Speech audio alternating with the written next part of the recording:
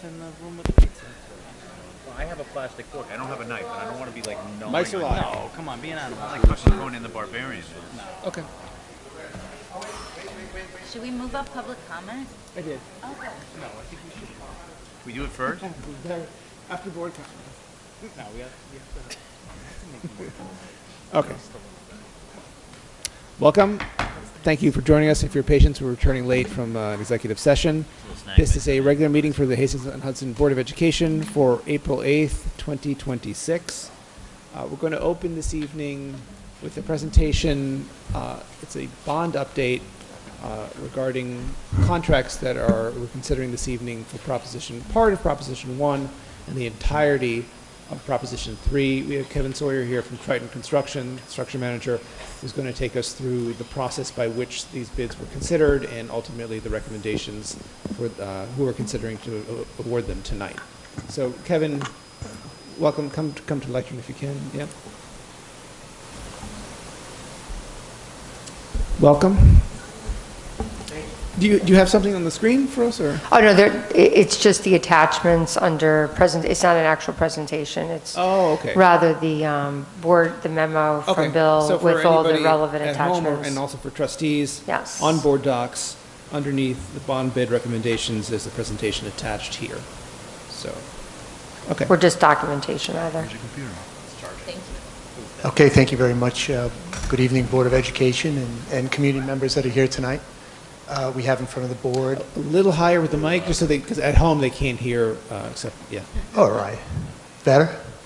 Yes.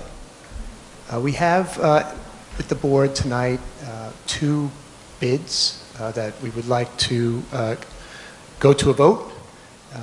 The first bid is, as you indicated, from Proposition Number 1. It is a masonry bid. On March 24th, at 11 a.m., we opened bids publicly for that project. We had 13 bids for that project. The lowest base bid was a company called New American I'm sorry. New American Construction. Thank you. Wi-Fi is not working very well. And we subsequently had a scope review meeting with the company, along with the two other lower bidders, verified their ability to do the work, and we felt that they were capable and competent to be able to perform the work. The work was due to take place over the summer. It is masonry upgrades on the outside of the middle school, high school. And so we're asking the board to review and vote on the award of this contract. Kevin, maybe just give a sample of like the review that you as far as the scope review and the interviewing of the candidates and the background checks and what they're required to meet in order to be considered for a bid in terms of experience and all the legal reviews that are done by your company, because I just think it'll be helpful for them to understand the process. Sure. There is a lot of things that go into the bid, a lot of requirements that the design team, the district council, and the administration put into the bid documents in order to make sure that the expectations of the board and the community are met. Things that we ask for within the documents are, for instance, providing contractors have to have experience of similar projects of size and scope for a period of 5 years or more. They have to have a certain bonding capacity. They have to have references from similar school districts that we can check, which we do. And then we check their OSHA violations. We check their make sure that they have enough money in the bank to manage the project. Financial statements, yeah. Yeah, financial statements, and various other things. Then we sit down with them and actually have what we call a scope review, and that's a breakdown of the entire project scope to make sure that they understand what the project entails, highlight any specific items that are special to the project and make sure they feel comfortable going forward, both us to them and them to us. And so we put that whole package together. It takes a few days for us to compile that information, and then we present our findings to the board to make their decisions. Can we look at Prop 1? Let's take it each at a time, maybe. So Prop 1 is for masonry work on the existing Farragut complex structure, right? And is it correct? Yes, so one thing I want to mention, so within Prop 1, obviously Prop 1 had a lot of work. There's other masonry work associated with Prop 1. The decision was made to break it out into two separate bids. One that we're doing now, which is represented here tonight. So the entire pre-bond budget for masonry work at the Farragut complex, I think, was around $1.2 million or so. But because some of the masonry work is connected or closer to where the addition in the front and the addition in the back will be, it made sense to attach that scope of work to that contract because it will be, we didn't want to, it makes sense just for a variety of reasons and probably even pricing.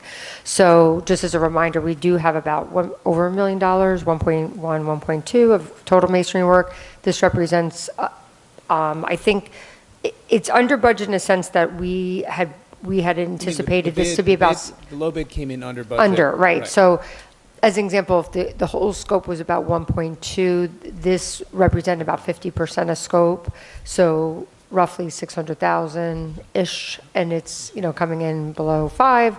But understanding that they're, especially with masonry work, when they start touching and doing things to a building, there's there could be a likelihood of some scope creep on that as well. So we were very pleased with the numbers. And, as Kevin said, I just wanted to, if anyone was kind of tracking the pre-bond budget to what this recommendation is, I don't want you to think we saved, $700,000, but it was purposefully a design that some of it would be done now and the remainder of the masonry work would be attached to the other contracts. So it's basically half of the scope, but Yep. even as half of the scope, it's still about $100,000 Correct. under what we budgeted. Yes.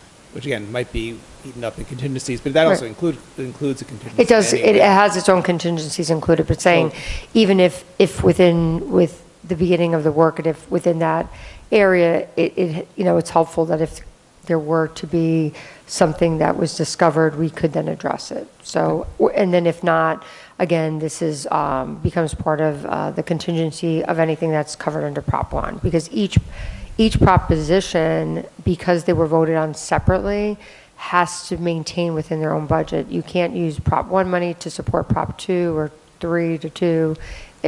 When you do an entire bond vote as one large vote, you can kind of use savings from one and apply to another. But with this type of work, it could only be applied to anything within Prop 1, Gotcha. which is masonry, MEP work here. MEP, right. Yeah, and Okay. some MEP at Farragut. On Prop 1, which again is kind of a small scope, are there any questions or comments that trustees want? Is my mic not on? Yeah. I guess I'm very, very close to it, I guess. Are there any questions or comments just on Prop 1, because it's pretty simple, before we move ahead? Mm-hmm. No? Okay. And then Prop 3 is the entire rehabilitation of the Burke Fields, the turf field installs, all the site work masonry. It's entirely inclusive. Mm-hmm. Nothing's, so can we take a look at Prop 3 just sort of from a financial overhead perspective? Absolutely. Again, on the same day, March 24th, 2026 at 11 o'clock, we opened bids publicly for proposition number 3 in its entirety.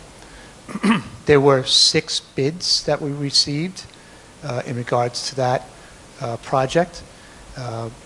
Laurel Lee Industries had the lowest base bid. We subsequently interviewed them, did a scope review with them as well.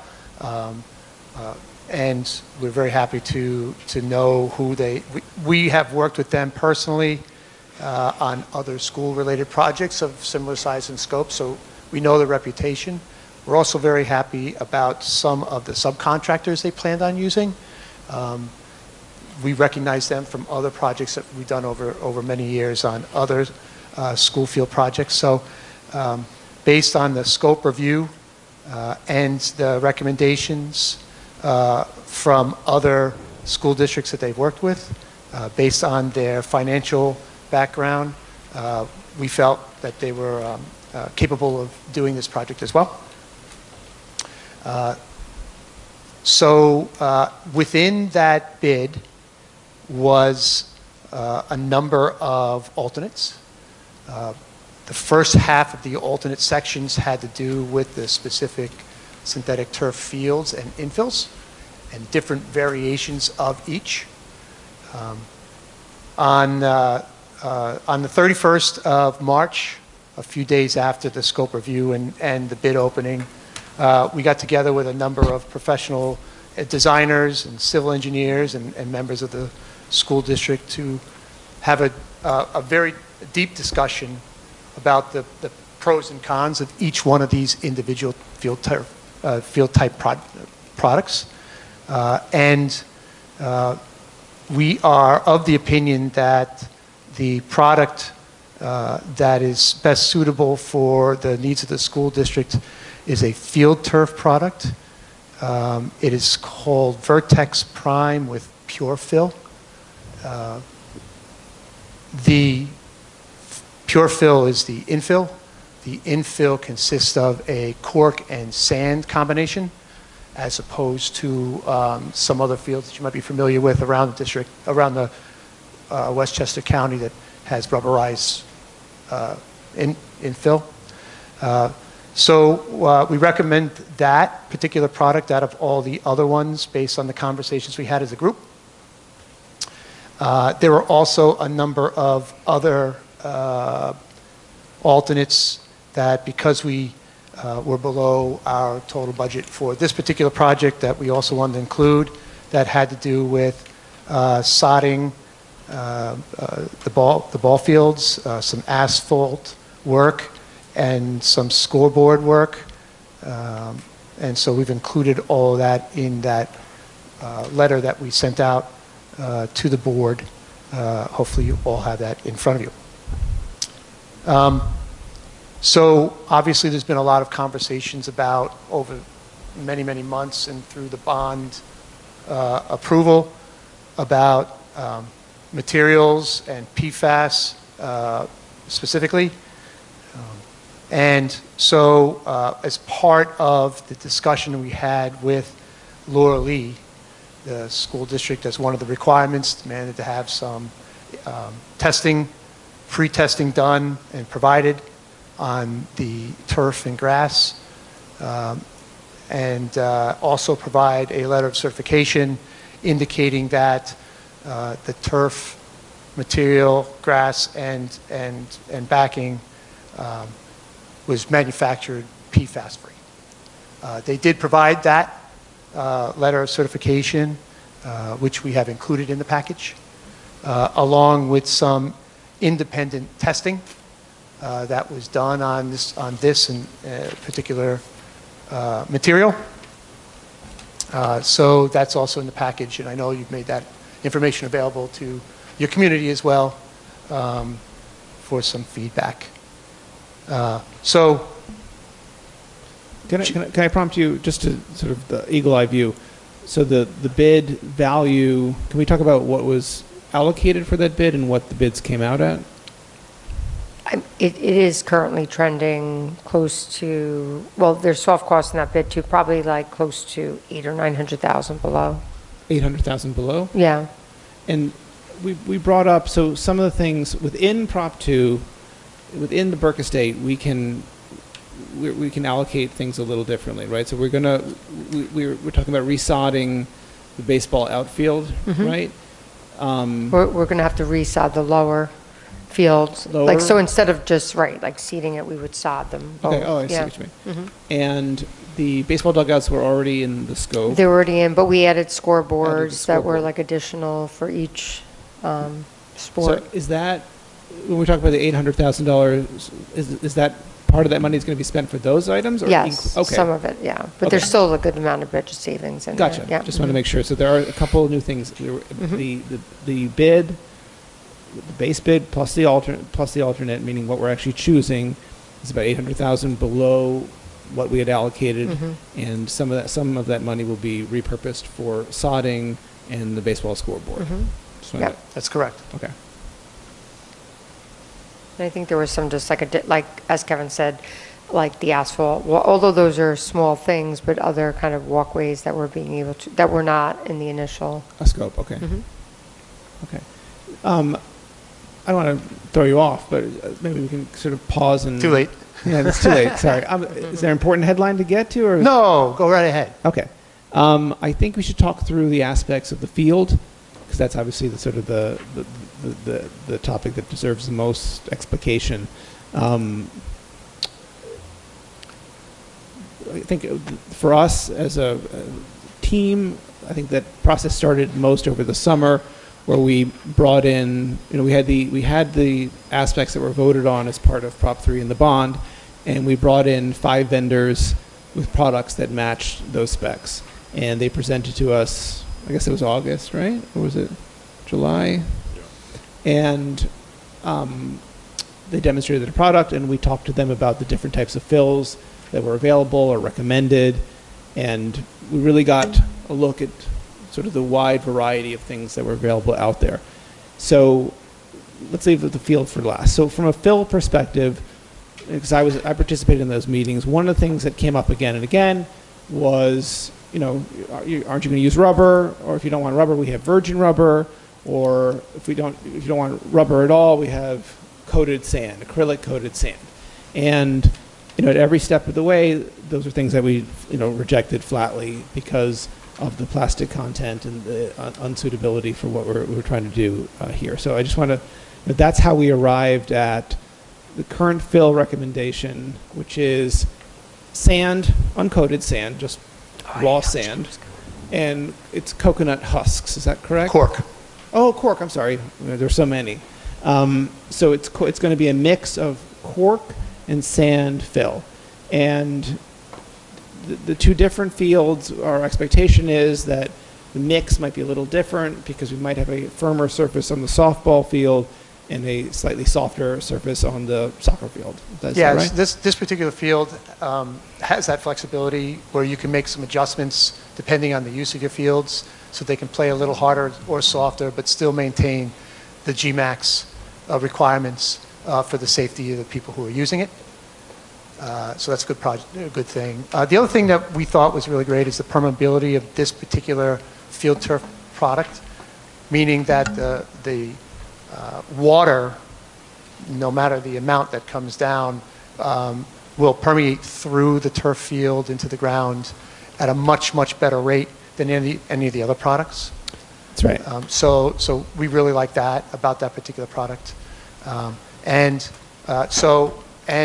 Because we're using a natural product, there are potentially some other maintenance, long-term maintenance items that you may have to deal with that, because it does break down over time.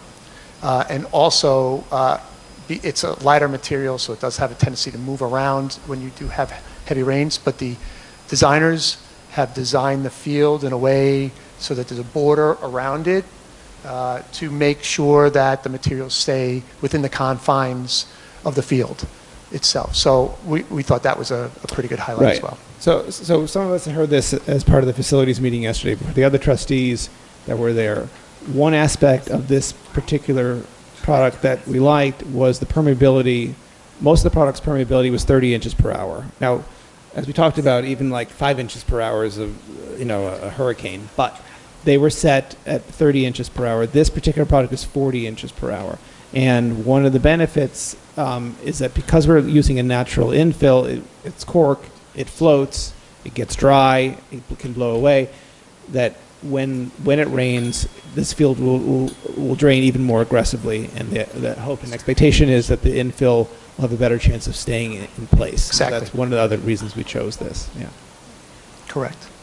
So those are kind of some of the details specifically about the overall picture of the turf material when we were going through and having these discussions about which one we think is most suitable. And those are all reasons behind why we did it. And I'm sure that we've had these conversations before about the filtration system in terms of where water goes. Most of the water within the field area will percolate within the ground. Some of it will be pulled out through a drainage system.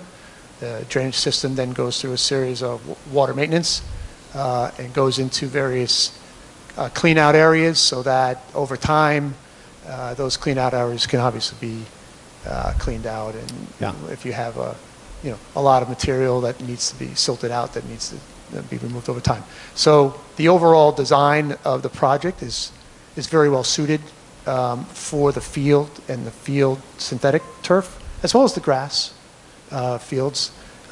But I think a lot of time was taken by the design team to hear the messages from the community and from the board about the field turf, about how the water leaves the site, and how it will maintain itself over time.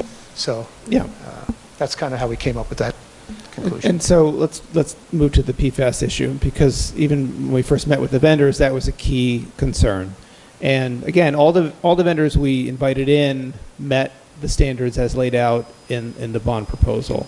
You mentioned some of them having a certain number of installs, having worked with school districts, having products that meet a PFAS-free standard, the drainage, things like that.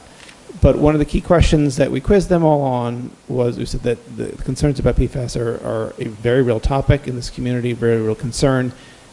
What is your company, what is your product approach to that? And every company was able to supply a letter. The bond language was about that the carpet would not contain PFAS in the manufacturing process. We had their exact language, which we'll get to. Each of them attested that that was the case. In the particular product and vendor being recommended, Field Turf, the Vertex Prime, that was the one vendor for us that not only had the attestation, but also had third-party testing, which they supplied the entire documentation and values of. It's about a 200-page document. That's posted live, right? Part of the document. Oh, okay, it's all part of it. And so that was our starting point. I think that for us, that they had given us the information to make an informed decision about above and beyond the other vendors as well. And so that's something that we should talk about tonight a little bit, because with regards to PFAS, do we have the language of the bond vote? Yeah. 'Cause we should go over that so we take people through this. Okay, So The language of the bond vote. Oh, okay. Regarding the PFAS-free at manufacture. Can you read the language of the bond? So it was on the May 20th meeting in which you put the specifications together. I have to open that up. Because the actual resolution that's voted upon is it just says like restoration of fields, like it doesn't have all the details in it, the actual voting information. I'm sorry, I have like 14 tabs open. We got to get to the May 20th meeting. So I think right now we just want to read the specs that we promised the community, and then maybe Oopsie-daisy. we can have a conversation about whether this product meets these specs. Okay, I just want to And you can help us see. understand that from your perspective. I just had it up before, just give me 1 second. Oh, Do you- but it's under bond update. Recommended, okay. Okay, so on the May 20th meeting, I just want to read that. It was when, May? It was on the May 20th meeting where the synthetic turf okay. requirements, and it's a memo, it's quite long, it's not that long. Synthetic turf requirements, infill shall not consist of any rubber-based products that shall be composed of or a blend of the following approved alternates. We would accept organic infills or mineral. tough type as recommended by the manufacturer and suitable for multiple field sports, including but not limited to lacrosse, field hockey, softball, soccer, football. I just want to get down to there's tough, tight. I don't think you care about those things, right? Not, We expect it, but right, yeah. yeah, shock absorption. Oh, that's interesting. We were saying it had to at least do 30 inches an hour for the permanent. Right, and this is 40. 40, but interestingly Right. enough, some were only at 20, so they wouldn't have That's met true, our bid that's true. spec. I was just thinking about that. Warranty shall be 12 years. I'm sorry, installation. Okay, number 9, the product shall not, one of the things on 9, the product shall not contain any lead components. The product shall not be manufactured using PFAS. Number 10. And then everything else speaks to the procurement of it, so. And what does it say about recyclability? That it had to be recyclable, and that. I think that's a requirement now. Yeah, It's a state requirement, it's a state requirement, yeah. requirement, and so they that- would have And to to. clarify that, we learned that that's full. Oh, I'm sorry, there is a number 7. The product shall be recyclable or capable of being repurposed. It is actually in there, sorry. Here, it's a full repurposing. It's Yeah. not going into a landfill. It's sent to a particular manufacturer, then totally after that 12-year usage or whatever, if it's repurposed, not simply put in a landfill, because that had been a concern. So it's repurposed, not recycled. Meaning it's not put Right. in, the key is it's not dumped in the landfills. It's Right, I just want clarity around, Well, I think what it they could be do with either it. recyclable or being repurposed. It has to be one or the other, so. Okay. Within the bid. Yeah, and that's something that, when we asked the vendors that, they said, well, yeah, of course, that we do that because it's the New York State standard, but we pressed them, I don't remember the exact details, but they had, it wasn't just like, oh, yeah, we'll take care of it. They were like, they were very specific about which facilities they had, where were they, what they did with it. I don't remember all the details, but that is something that we looked into, and it felt very They were, validified. definitely a different state, right? Was it Yeah, it was like Georgia? Georgia, I Georgia, think, I do yeah. remember Georgia. Yeah. so they supplied us with some documentation, and in regards to the spec regarding manufactured with PFAS or without, right? And so Yeah, can I'll you read that. share what that is? Yeah. So, like all the firms, Field Turf, and this is in part of the public documentation, supplied us with a letter attesting. So we are writing to confirm that our turf carpet products, and they list all of them, we're just selecting one, do not contain any intentionally added per or polyfluoroalkyl substances, which are PFAS, in its formulation or manufacturing process. And when the rep was there, we asked him specifically about that, and he said, just more colloquially, it's not a chemical used at all. And that is, my understanding is that there's no New York State standard yet, but that is in the bills that are percolating in New York State. That is the standard that they're going to use. And we talked about that, and we will talk about it right now also. But why say that it's not used in the manufacturing process? And maybe that's something we can get into, because one of the questions we all had as a board is, well, what are the standards in New York State? Well, what are we trying to meet? And it's very complicated because there is no standard in New York State for two reasons. There's water standards, and this is available on the New York State DEC site. There are water standards because New York State, obviously that's something that people interact with, they drink it, so I have the values here. But there's no standard for things in products or even in soil, because it's unclear, this is my layman's understanding, it's unclear exactly at what rate or by what mechanism PFAS can migrate from a finished product, where they're quite ubiquitous, into land or water supply. So New York State monitors water, and they're starting to formulate soil standards, not product standards. They want to understand what the background levels of these chemicals are and at what level they would advise or require remediation. And I'll just summarize, there's a DEC, New York State DEC, what's called a rural background study for PFAS. And I'll read. Its DEC is developing soil cleanup standards for PFAS. As part of that effort, DEC was required to consider rural soil background concentrations. In 2023, a total of 548 soil samples were collected at 116 properties. All properties were remote from known sources of PFAS. PFOS was detected in over 97% of surface soil samples. PFOA was detected in 77%. Other PFAS chemicals were also detected. There was no obvious clustering or pattern in the spatial distribution of the PFAS. Results were similar to those seen in other northeastern states.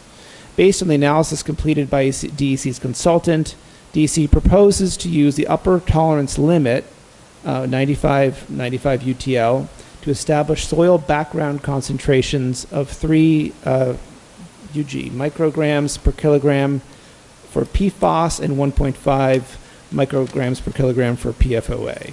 DEC will consider these results in developing soil cleanup requirements for PFAS in a planned rulemaking to update, in New York State, it has a bill number here. So one of the things that we're sort of confronted with as a board is that the states themselves are wrestling with how to have a standard. One of the things we brought up at the meeting is there is no ASTM test, right, for PFAS at this time. Sorry. Not at this time. The state is developing a program for that. Right. So how does a product operate in this environment? How do we consider it as a board? New York State's, the headline is that they regulate water. I'm sorry, I don't have those values in front of me. And they're formulating a level at which they will require remediation from soil because they're concerned about it getting into the water. And so when Field Turf had sent their product to a third-party testing, and that's also in this documentation. And one of the sort of key points in here is that there is the same thing that New York State finds, there's background PFAS, that there's not, and what the testing shows is that, well, I'll read it actually. The testing shows is that the products themselves have no additional PFAS. There are traces of it in some of the samples and some of the testing, but there's, as the letter attests, that it's not added in the manufacturing process, which is the New York State standard. So that's sort of where we started from in discussing this. But if you want to, so we talked about this, and how do we know, as a board, that there are trace levels of PFAS in the product at manufacture?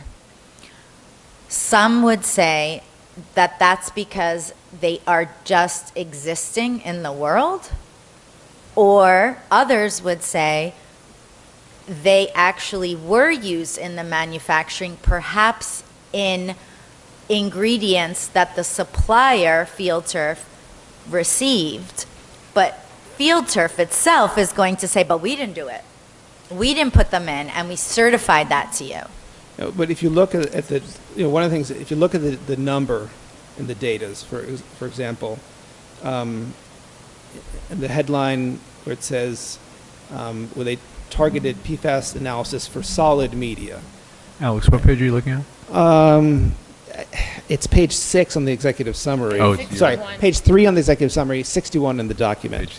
So they ran a variety of tests. They tested liquids, they tested solid media, they tested for fluorine. It's sort of a different way to test for PFAS. And the headline here, in testing the solid media, all PFAS analyses were reported as non-detected, qualified U, for 4 of the samples. And it lists the 3 carpets and also the Ottawa sand blank, meaning they tested the sand just as a control.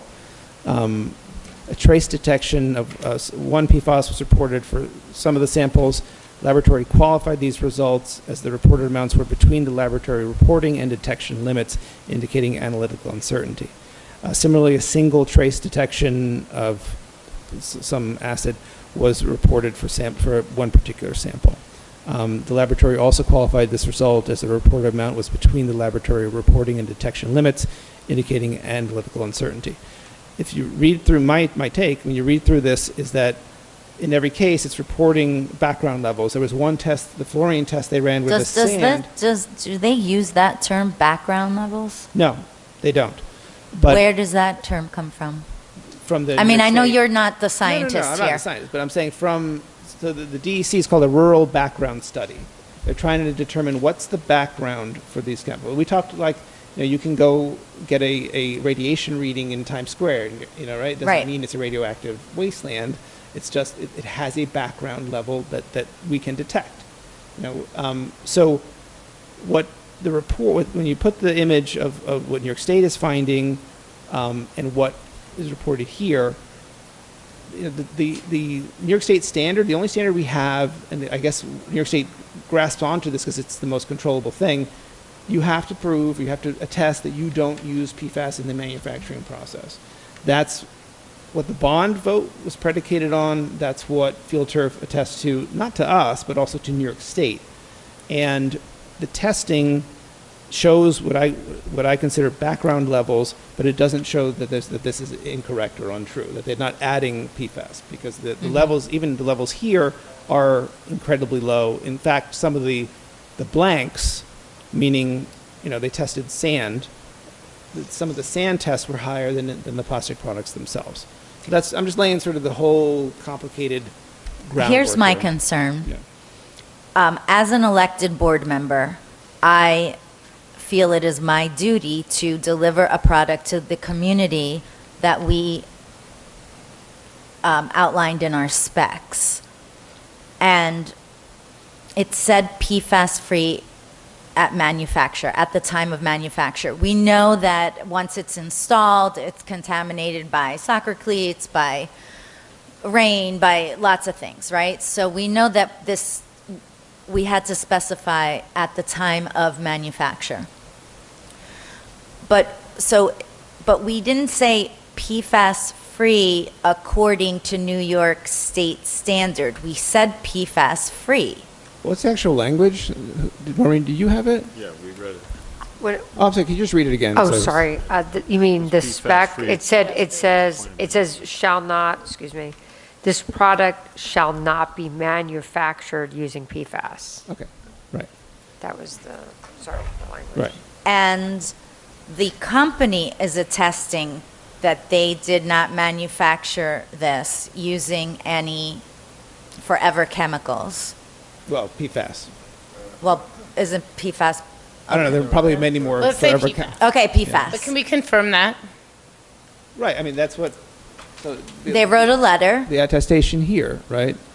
And what does it say? We are writing to confirm that our turf carpet products, they list several of them, we're just selecting one, do not contain any intentionally added per or polyfluoroalkyl substances, PFAS, in its formulation or manufacturing process. So that what I would take to be the ingredients or the way it's put together.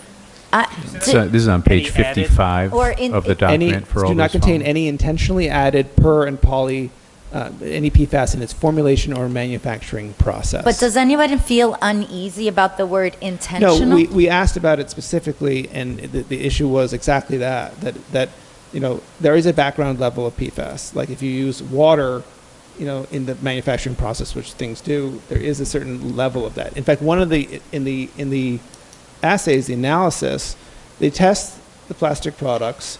They tested the water. They ran water over the cutting machines, tested that water. They tested sand that's unrelated, just to sort of get a sense. And again, they don't mention background per se, but it seems, there's 3 different blanks they tested. It seems like they're trying to get at an understanding of what just exists. It's not, is there any indication that anything was added here? And from these results, there's no indication whatsoever that anything is added.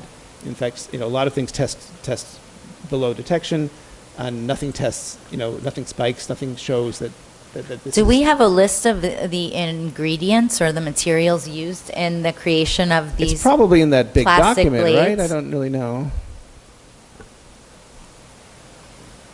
Yeah, I'm sure that as part of the submission process that has to be reviewed by the architect for approval and the civil engineer for approval, it will list the materials that are made, that it's made from. I don't know off the top of my head the level of detail in which they go into that, but there is a lot of information that will be provided once awards are made of the specific product for review at a later date. So we know that there have been circumstances in the country where communities have put what they believed was a PFAS-free turf down and then come to find that there was PFAS in the turf. I understand and I know that some of those communities tested after installation and that test is no longer a sterile test. I get that. But I don't want to fall into that category for a different reason.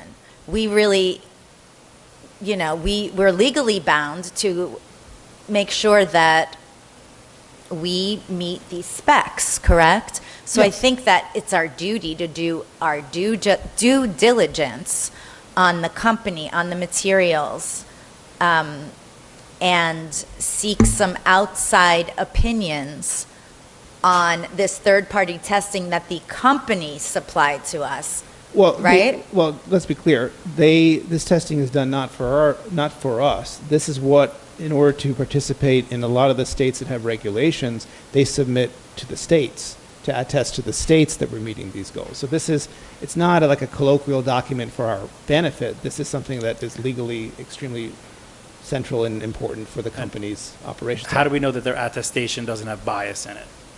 Well, So it's paid for by them, right? They're choosing who's doing the test. Right.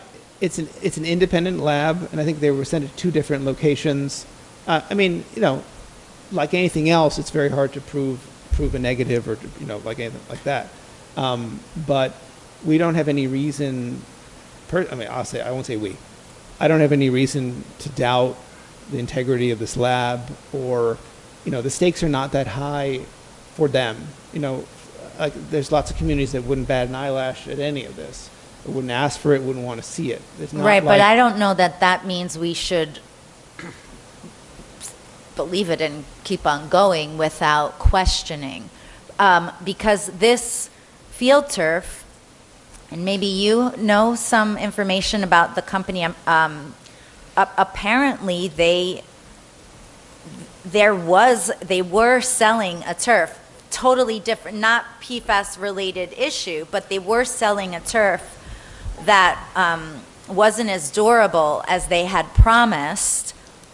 It was because of the carpet, not because of the installation, and they kept selling it, and they weren't transparent about it, and that's the alleged, news out there. Yeah, can so I address that? It just makes me feel a little leery about trusting this company. No, I understand. So a very important part to explicate is that, field turf makes the turf. Every turf exists as individual strips. I believe it's 5-yard strips for transport and whatever. And they sell that to an installer, and it is the obligation of the installer to literally stitch that or glue it, depending upon case, and put the field together. And then it is also the obligation of the district to maintain that field. If you don't use enough fill, and it'll get stretched, when people play on it and things like that. Seams will break. When we talked about... Well, there is grooming involved. I'm sorry? Like grooming, like different, Right. you have to do it, maintenance. Yeah, I think one of the big things that came out of those meetings when we talked to, the installers was that how hands-on the installers were. It wasn't like they installed it and then maybe you never saw them again. It was, it was something that needed to be maintained, and they often came back and they made a strong case of why we needed to count on good people, because we might need them to come back and redo something or fix something. So the point being that it's not field turf made a faulty product, installed it poorly. They make a product that was installed and people had issues with it. But I would surmise that all of these fields, because they're all put together, they're all basically the same thing. They have different attachment systems, but this is a problem that probably crops up everywhere. Doesn't negate Well, just on there's a warranty, and on that wear issue, we did press them.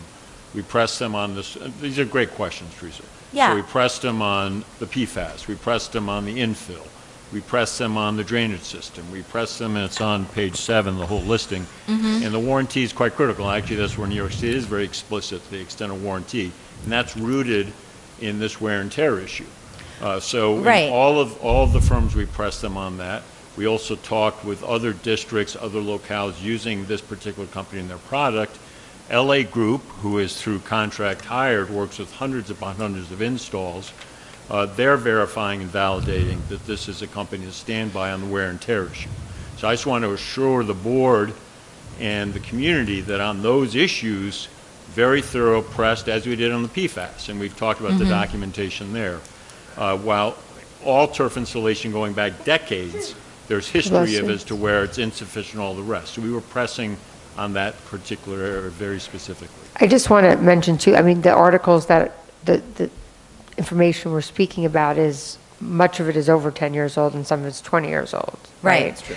It's true. But to your point, when we were meeting with different vendors, I was Googling some different, and they're, unfortunately, I mean, most of these manufacturers who make, I don't even know how many thousands and thousands of carpets, and they're in all the college stadiums. Not only do they do schools, all of these companies do Giant Stadium. I mean, they do everything in addition to this. So each of them did have some things out there, but I think part of the responsibility of our architects, engineers, and our construction manager, they do check their references and go through and make sure that anything in the last definitely 5 to 10 years, I know 5 years for sure, they have to demonstrate that they've done successful jobs and provide all the references, which were checked, and even Drew did speak to a number of districts that have that product. Now, granted, it's not 10 years old in many cases. Some might be close to, but all of them were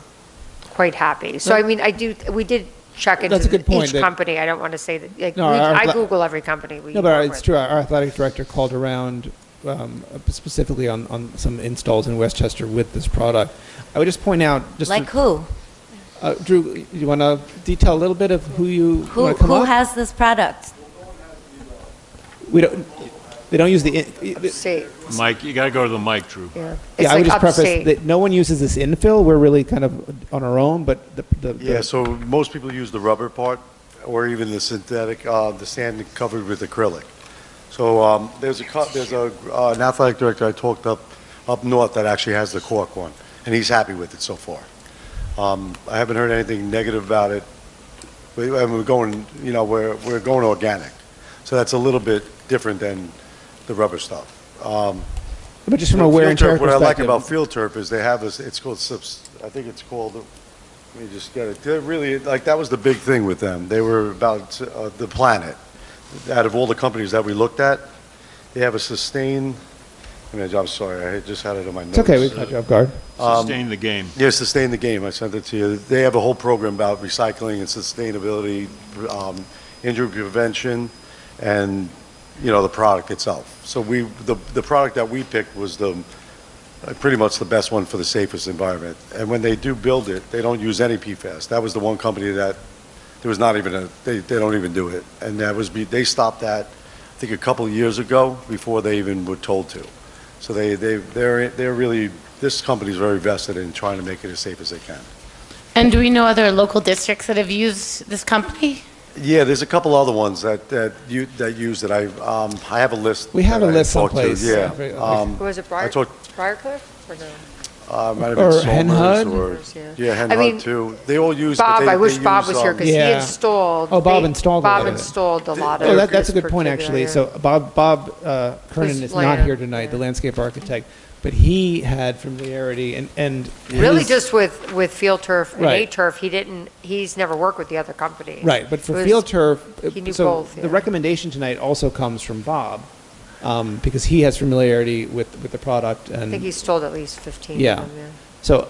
Yeah, a lot of the local schools have it. They use them, and I've heard very good things about them from them. Everyone's been happy. Well, I think haven't heard Field any- Turf, not to keep interjecting, but Field Turf and I think A-Turf are the more commonly used companies. here, yeah. And then Arzi went with the Tincati product, which Right. we did end up going with, which was an option, yeah. Halden, Vassar, Syracuse, Bard, New Paltz, that's the Those are colleges. K-12. Their list of colleges, list of professionals is quite extensive. If you want me to start going through that. That was Giant Stadium. Greenwich Country Day School has just installed this product. It's helpful and to then- hear the specifics. Yeah. So the particular, but most, here's the news, they're going with rubber. They We are. insisted on organic. So there are all kinds of, no pun intended, layers to this that we really listened to the value statement in Hastings and pushed hard on a number of areas, and there are issues with organic. It's a smart move, but there's a bit of some question there as to wear and tear and maintenance, but we've talked about that. Yeah, the good part about that is yeah. we got the concrete around the outside to keep it all in, so we I mean, won't there's lose a lot of very product. significant financial interest in Yeah. the sports management world for field turf to do this right. They work with tens upon close to hundreds of professional sports outfits. They're FIFA validated, verified. So you go right down through it. And yes, we're small.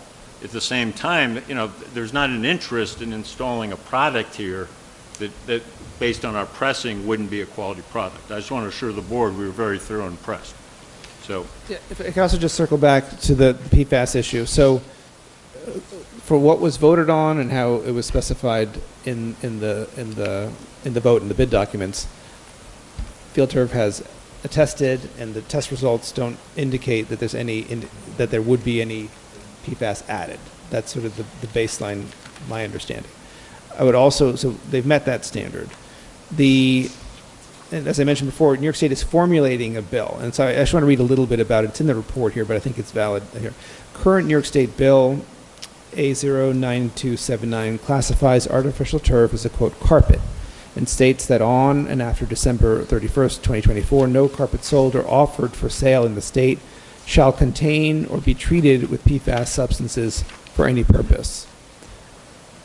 No test or certification is listed, this is the Triton writing, I believe, is listed to meet this requirement. Amended Bill S5648 has not yet been signed into law, but would prohibit sale of any covered product that contains regulated PFAS, defined as 1, intentionally added PFAS, or 2, PFAS at or above a level established by the DEC. So, which is all to say that it, by any, you know, from a starting point, this meets the standard that was voted on.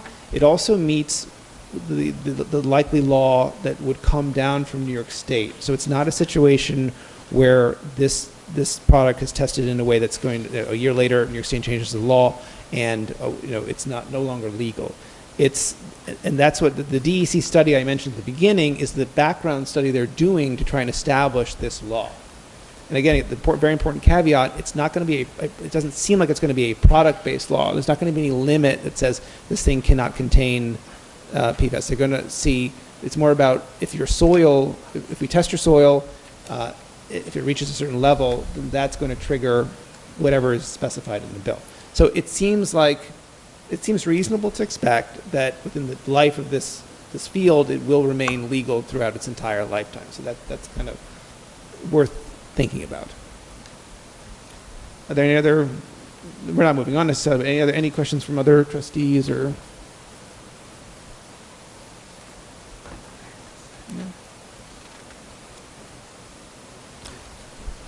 You know, oh, David. It's not a question per se, I think more of a comment. And you know, I'm appreciative of this conversation. Teresa, obviously, I think a lot of the questions that you have, a lot of the questions that the community has, I've had the same questions, and I think this is something that I certainly have struggled with, you know, as we've been going through this process. Heck, I you know, and it's something we talked about in closed door, but I mean, I voted against the bond when we voted for the field, what was that, 7 or 8 years ago? 2014. 2014. And, you know, one of the reasons I voted for it now, and I'm kind of reading off a script right now, so forgive me, everybody, you know, was I really felt that we were in a much better position as a district to make a decision to find something that wasn't going to be perfect, but was going to be,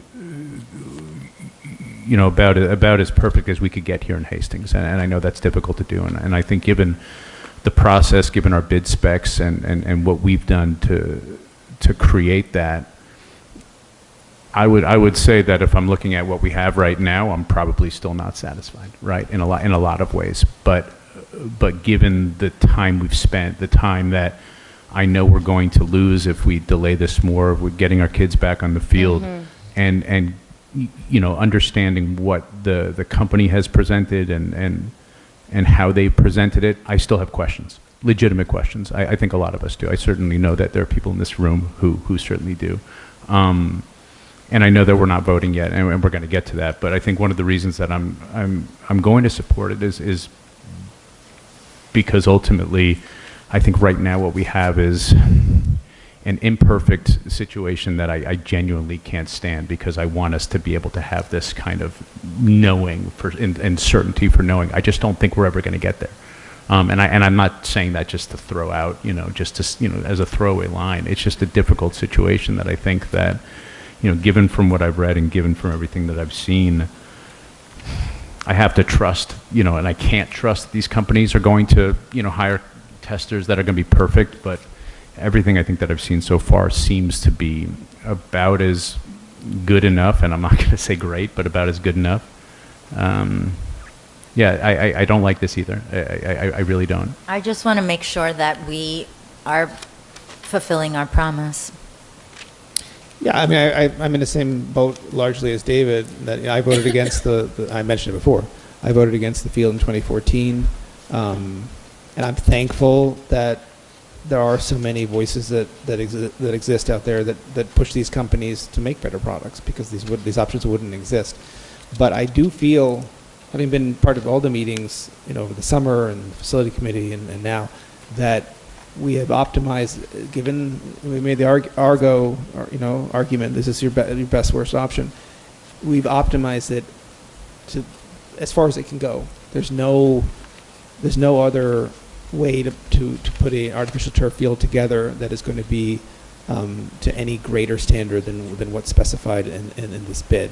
So I'm also comfortable supporting it, and I hope that at the end of its life, in 10 years, 12 years, whatever it is, that we have different new stuff, better stuff, different grass system, some other way to do it. So yeah, I'm comfortable with that. Yeah, I want to add, I'm comfortable moving forward with this. I think that we're living to the specs of the bond and what we put forward to the community and what the community voted on.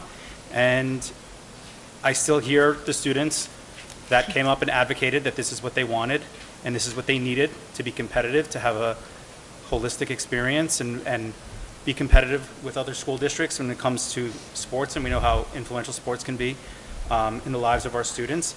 And I think we came to a place where we met what the community wanted and what the students wanted as well. So I don't want to delay this any further so that our students will be impacted by this delay. So I'm comfortable moving this forward because I think that we are fulfilling what we said in the bond.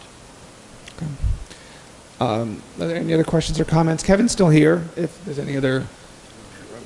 Kevin, is there anything that we have forgotten to cover that was an important headline or topic? Or anything you want to say to speak to this conversation? Well, I mean, I could add some of my perspective. Just use the mic. So. I could add some of my perspective. You talk louder than True, me. thank you.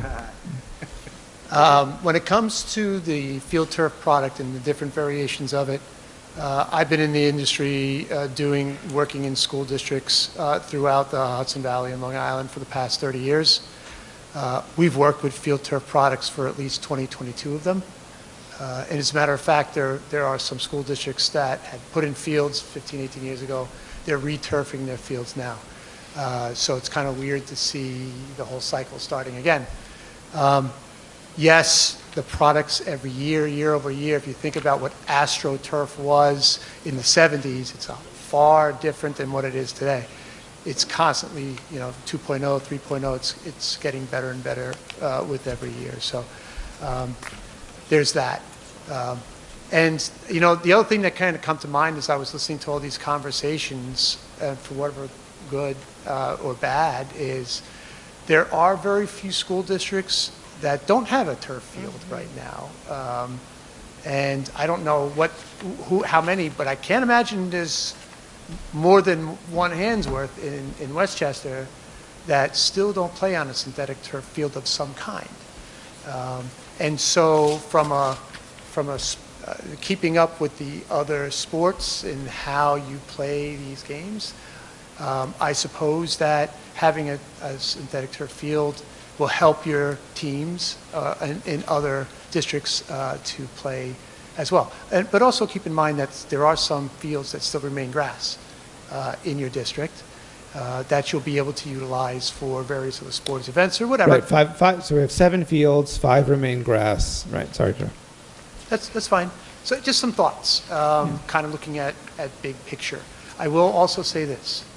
I don't think I've spent in my 30 years as much time and energy researching PFAS or various types of synthetic turf fields to this degree. Not saying that's a bad thing. I think that's an excellent thing. Welcome to Hastings. And I do appreciate the effort that everybody put in, and it's no small effort. There has been dozens upon dozens of meetings that both board members and administrators have attended, as well as design professionals, to reach the design of the field and then the conclusion on the turf. So I leave it in your capable hands to make your decision at this point, which direction you want to go. And I'm here to support whatever you decide to do. Okay. I think one other issue just worth mentioning that we haven't touched on is, one of the concerns was about heat sink. And I want to address that because one of the big alterations in our field is one of the big parts of a heat sink on a conventional field is the black rubber itself. I believe it was 600,000 pounds of rubber, right? That's not going to be an issue for us because we're not using it. We also asked, when the vendors came in, we asked them about heat. And there are certain fills you can use that to reduce heat. And they said that they don't even stock them. They stock them in the Southwest and the Southeast, but they don't even stock them in the Northeast because nobody asks for them because the fields that don't get hot enough to require it. Yeah, that's correct. That's Right. usually a problem in the southern states where fields tend to do overheat because of the constant exposure to the sun and the humidity. Right. And so, and with one of the considerations when we were not going to use a rubber fill anyway, but one of the considerations was the heat, which I want to bring it up, that the sand, the light colored sand dissipates heat. We talked about the size of the sand granule. When you make it a little more coarse, it helps to dissipate heat. And the pure fill, which is the cork that we're using, it says, this is a cut sheet on pure fill, on the cork infill. It says, without the need for irrigation, pure fill provides a cooler playing surface versus traditional turf systems. Cork's low thermal conductivity, due to its natural structure, will keep the turf cooler. Which is all to say, our expectation is that heat will not be a functional issue. We don't anticipate it to be an issue here on your field. Right. Okay. So Kevin, unless there are any other questions? I'll stick around. Okay, you're here. So Thank you. we're going to move to public comment very, very soon. Sure.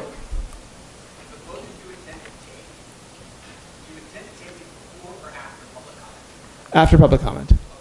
Yeah, we've moved public comment. We're going to go to student report soon. Oh, budget, then student report, then public comment. Yeah.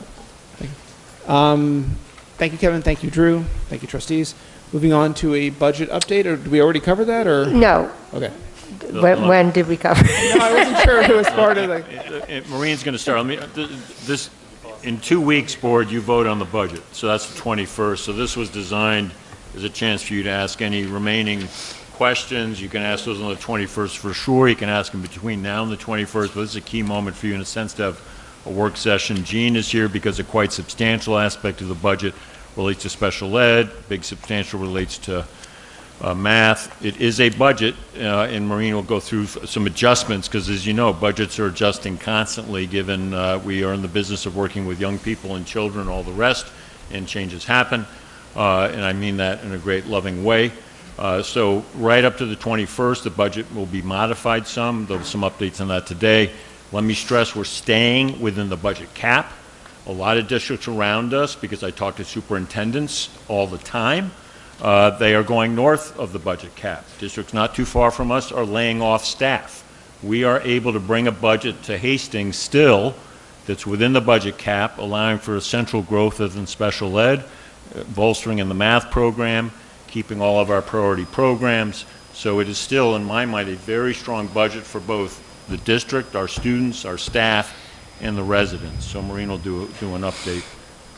Right, so as Bill had mentioned, we're still recommending and have not changed from having a budget that meets the tax mandated tax cap rate. I have provided for you the detailed printouts with some of the narratives, all of which we've gone through. There were some slight, a slight change that I had to make to the budget, which was our utility bills, although I had anticipated some level of increase. We are even this year, we're about $150,000 under budget. Our Con Ed bill was double this month than it had been the same time last year. So just things like that, the rate increases that are been approved that any homeowner who has Con Ed knows. But I think between that and our increased usage at all the buildings with this winter was particularly cold, the cost of oil to heat the buildings. So all that to be said, this year we're under by now more than I anticipated. So I had to make the adjustment to this year's budget as well as make a recommended adjustment to next year's budget. So I did increase the utility numbers by approximately like $90,000 between electric and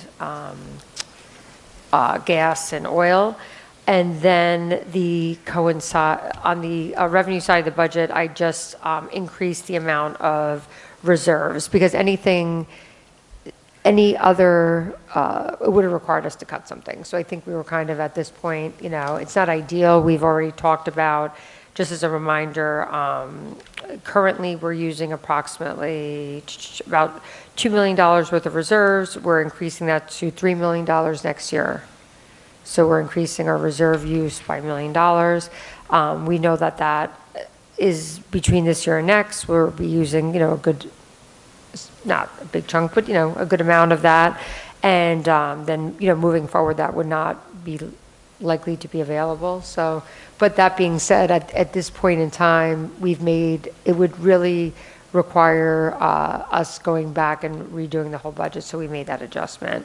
And at this point, we think we have everything accounted for unless there's any other, as Bill said, I guess there could be other changes between now and when the board adopts the budget. I know there are some things I don't want to, that are being spoken about internally, just some numbers to watch and things such as that, more so, just at different, as we always do, we're always watching our enrollments, watching different things that may pop up. So as Bill said, because there's changes we make in our current year's budget sometimes that are unforeseen, we're trying to predict what's going to happen, with over a year and a half from now, like in time wise, right? So that budget will take us from July 1 to June 30th of 2027. So we're trying to ensure that we've allocated for everything that we were plan to do, and hopefully budget well enough that if there is some variation, we'll be able to address it. So that is the only change. I think everything else that we've reviewed with you in great detail is the same proposal that we've been speaking about for the last few months, really since January. So Okay. So just a slight change. No, I just have a quick question. Sure. Often when I drive by the Farragut complex at night, there are lights on, and then just in this conversation about electricity use. Yes. Is there a reason for that? Can we turn the lights off? When they're cleaning the building, they have the lights on various floors. That would be the only reason, because then they don't leave till 11 o'clock at night. Okay. So typically that would each person has like a section of floor, so that That makes likely would be sense. the reason, yeah. But one of the things now to talk about utilities, and it was, I could cover it in the facilities part of the meeting, but we're really, in addition to our use of the buildings, it's kind of to your point about the nighttime use. We do have a lot of nighttime use of our building, and being that the rates of electricity and heat Yeah. and air conditioning are so, not obviously air conditioning right now, but when it's needed, like this room as an example is used by an after-school program and other spaces, and they are air conditioned. And of course, like when it's hot in September and May and June, we have it on for them.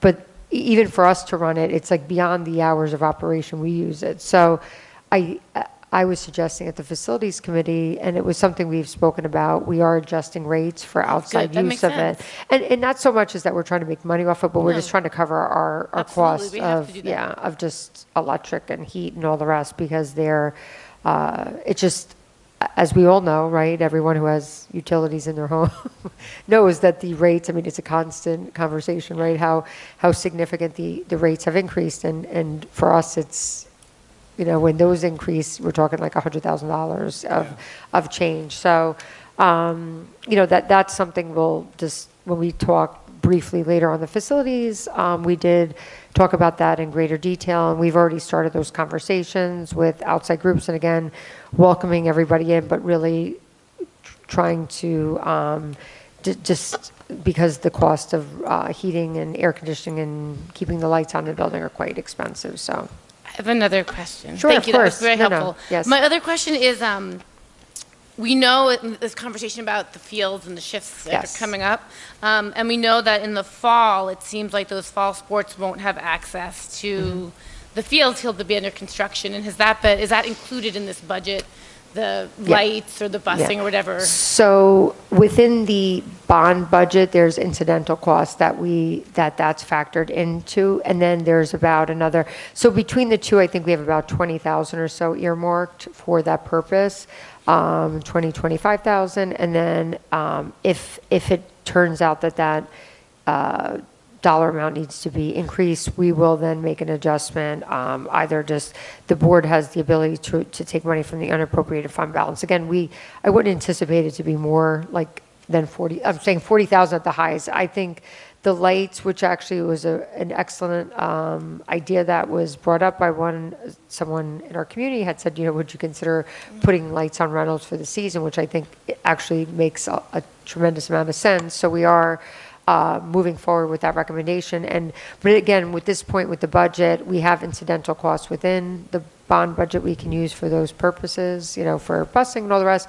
We have some built into our busing code, but anything above that, I would just recommend then we can make a slight adjustment, because again, I don't think it would be more than 10 or 15,000 if it were to be more than we planned for. Yeah, Yeah, you're welcome. Catherine, great. Let me grab that moment, because in the public memo on the bond, Prop 3, we note that June 1, we hope to start construction. If we can start June 1, we finish by December 31st. So all fields will be at Burke totally shut Spring. down for the fall, but Correct. back by the spring. Correct. Other than the lower Burke, because with this, we are resodding all of the natural grass. That's a win for us with this. But we do have to start June 1. Once we're done with any playoffs, that does mean graduation will be on Reynolds Field. Correct. I've informed everybody internally about that. We used to do it there. It works very well there. Actually works better there. It's better for handicap, better for access, et cetera, et cetera. But if we were to wait till the 18th, for example, we lose good 2 weeks of construction, which gets us into a tough spot. But let me say, there's very good emails coming in. We will provide for all of our teams in the fall. Drew's working on that. He'll have an announcement out as soon as possible about where we will have all of the athletics provided for. A while ago, we had need to shut fields down. We'll actually have more fields available on this one than before. So we will provide Right, on our amply last for bond, it was- all of our we were fall working at sports, both, plus yeah. be able to afford any of the incidental costs. So it's a good question. Just want to give you that update. Thank you. Any other questions or comments from Maureen? Sure. Yeah, I have a couple questions. Sure. Under operations. Yep. Equipment, Yep. you're asking for a 563% increase That's right. from 12,000 to 79,000? Yep. What is that increase? So that was, I know, it was one of the first budget presentations we did. We're down one truck in the, for the buildings and grounds, and it has been a request that has been made for the last few years, and we were fully down one vehicle this year. So all that to be said, it is a necessary, we used to have another vehicle. We did look at options for leasing and all the rest. These are like really vehicles that we typically, all the trucks we have are 10 to 12 years old or older. This would be added to that. So leasing was not an option for us in this situation, and we are at a point, we just, even particularly when you have plowing and things like that, we need the truck, because currently we're down one. And it, Okay. so. I have a couple of questions. Sure, of course. Under security BOCES services. Yep. 30,000 to 120,000? Yes. 300%? Yeah, so if you look within the security budget, and I actually, in the narrative, if anyone reads it later, I did explain, it's actually a reallocation between, like, there's a current security company, we pay them through a 400 code. Some of that work is now being moved, that it's paid through BOCES. So it's like the mechanism and how it's paid. So if you look, there's a corresponding decrease on the line, 2 lines above that of 105,000. And then the increase to the you're just BOCES. moving the Yeah, personnel. it's just a contractual change. If you don't purchase it through BOCES, it's a 400 code. And if it's a purchase through BOCES contract, it's a 490 code. So that's just a reallocation of external security support. So the increase for security is 7.68%? Yes, and, So- and actually, that really reflects what we're currently doing.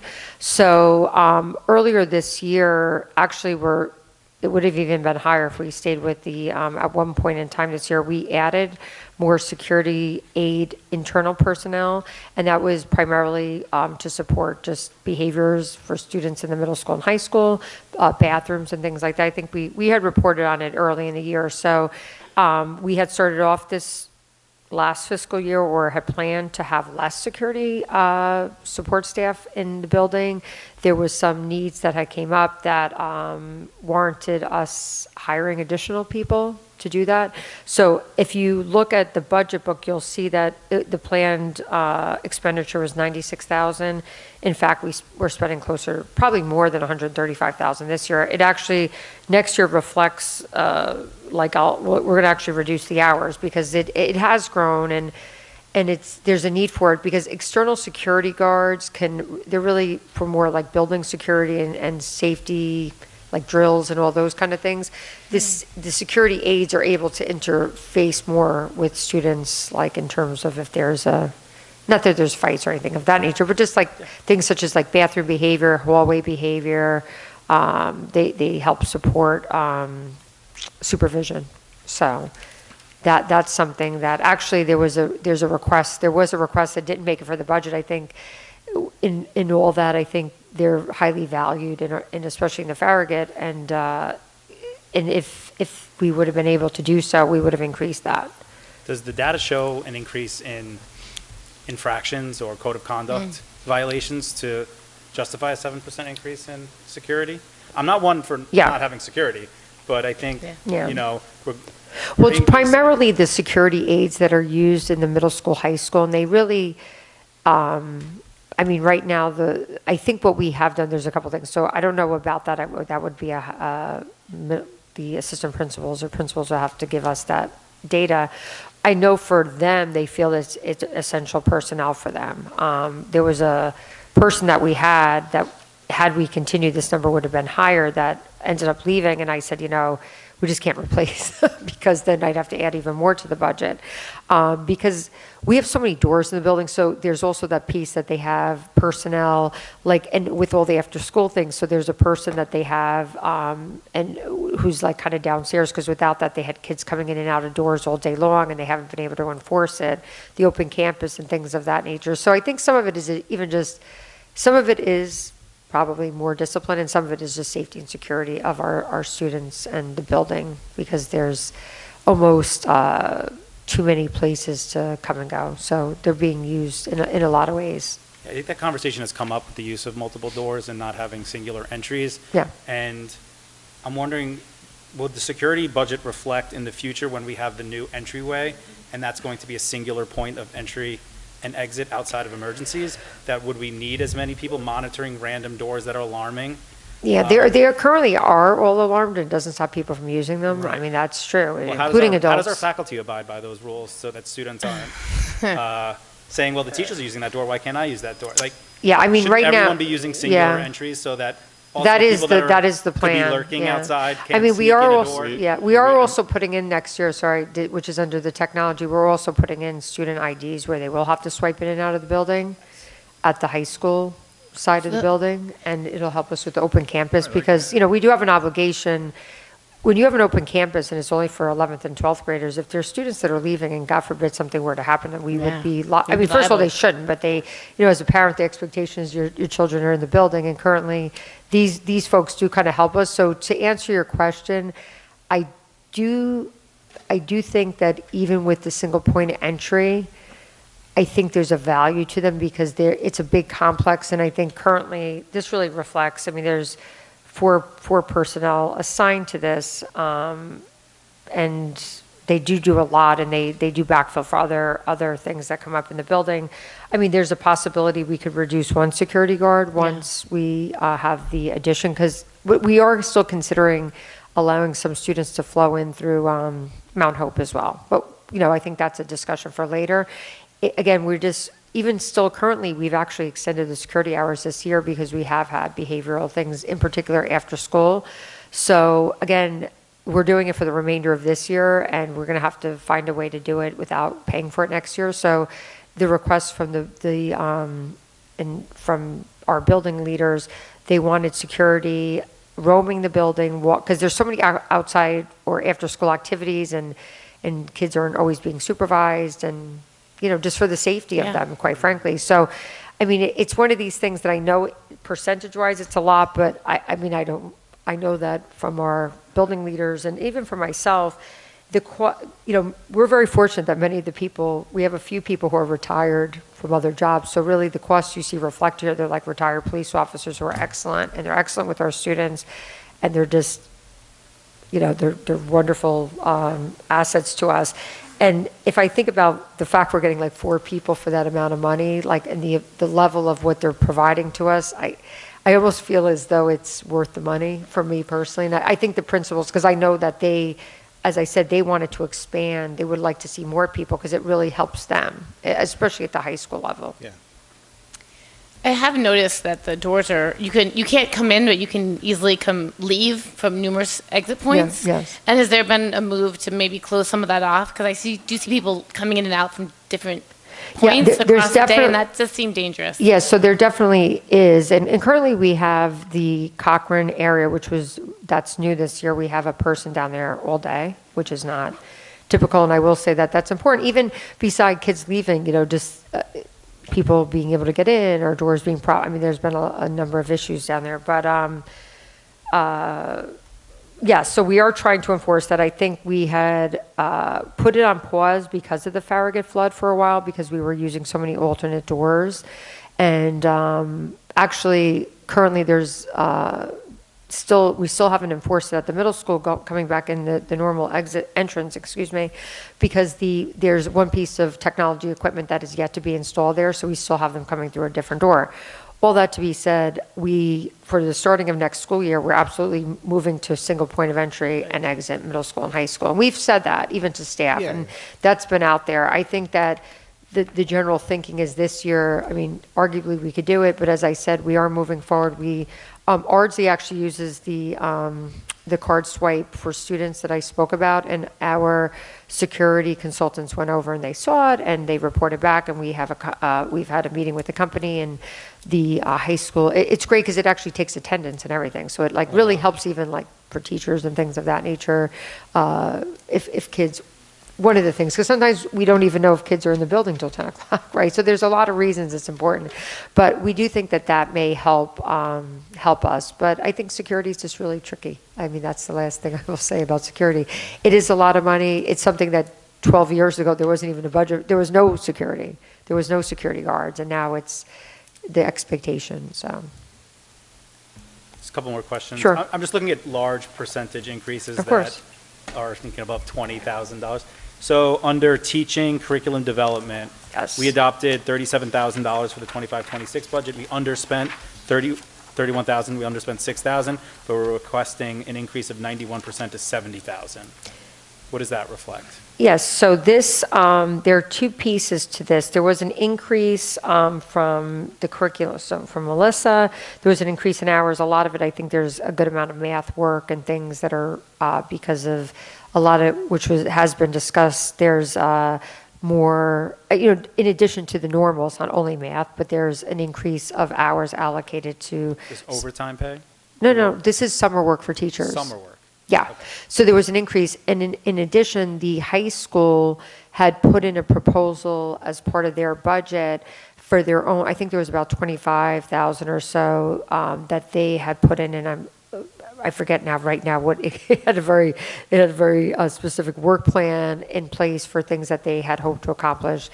Maybe some things with grading and things, or even just to support their teachers. There was particular requests for increases, and that was supported. But I do know that there's a plan for a lot of math and special education work. There's a lot of new teachers that'll be new programs at Hillside, right, that Jean spoke about, and all that, and that would require some work to be done at all buildings. So I think this is, each year I have to say that typically the requests are higher. We end up, I hate to say, we have taken from there in the past.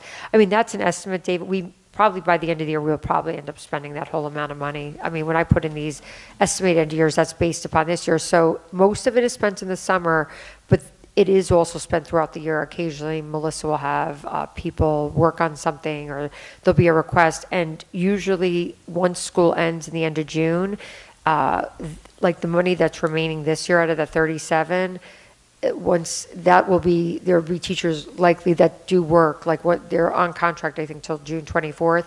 And if they work anytime between June 24th and June 30th of this year, it'll come out of this year's, that 37,000. So you're expected to hit that 37? Yeah, I'm expecting to hit it, yeah. Yeah. I'll just add, sometimes things come up regionally that we want teachers to participate in. So an offering will come up that something's happening in the region that we didn't even previously know about, where we say, my goodness, that's completely aligned with our strategic priorities. We want to make sure we get some teachers involved in that. I mean, there was already one that we already talked about that has come up that's not part of our budget, that Melissa's going to allocate some of that money to this training for intervention math, right? Intervention kind of stuff. It's actually a regional cooperation to develop enrichment materials for mathematics, and it's going to be a synergy for the entire region. It's spot on.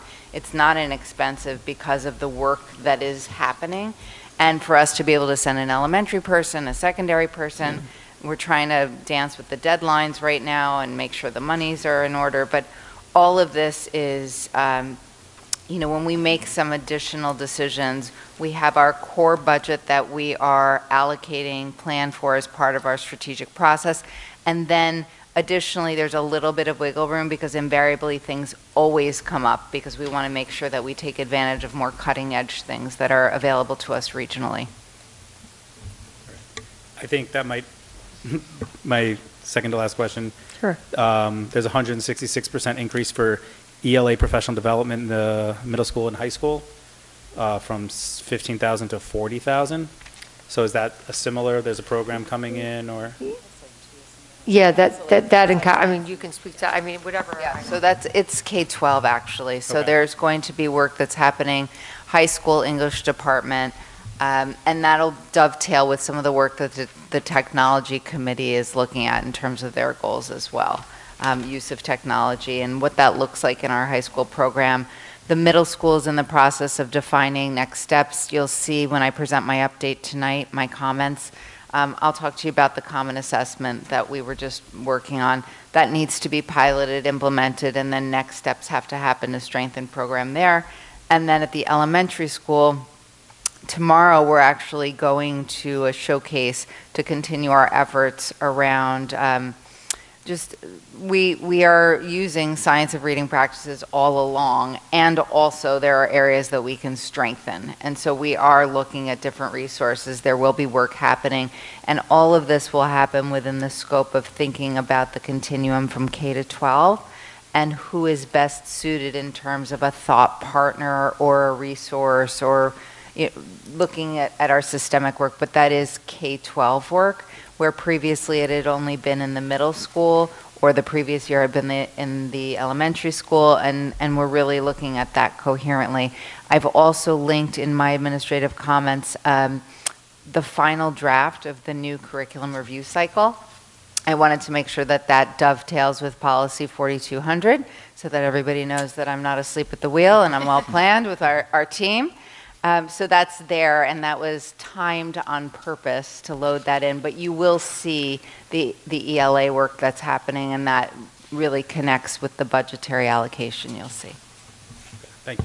Just one last question around, Maureen, we spoke about this a little bit before, paper use. Yes. Right, I did read your narrative about textbooks going down, but paper use Yes. seems steady. You have a $50,000 Yeah, or we're- $40,000 budget, supplies, paper, district And we supplies. spend 50. And yeah. then the annual cost for copiers, 100, so that's the maintenance and the renting of the units that get Yeah, the cycled through. lease, yep. Mhm. So it's about excess paper use, right? Yes. So it's centralized, but how do we distribute that between the three schools?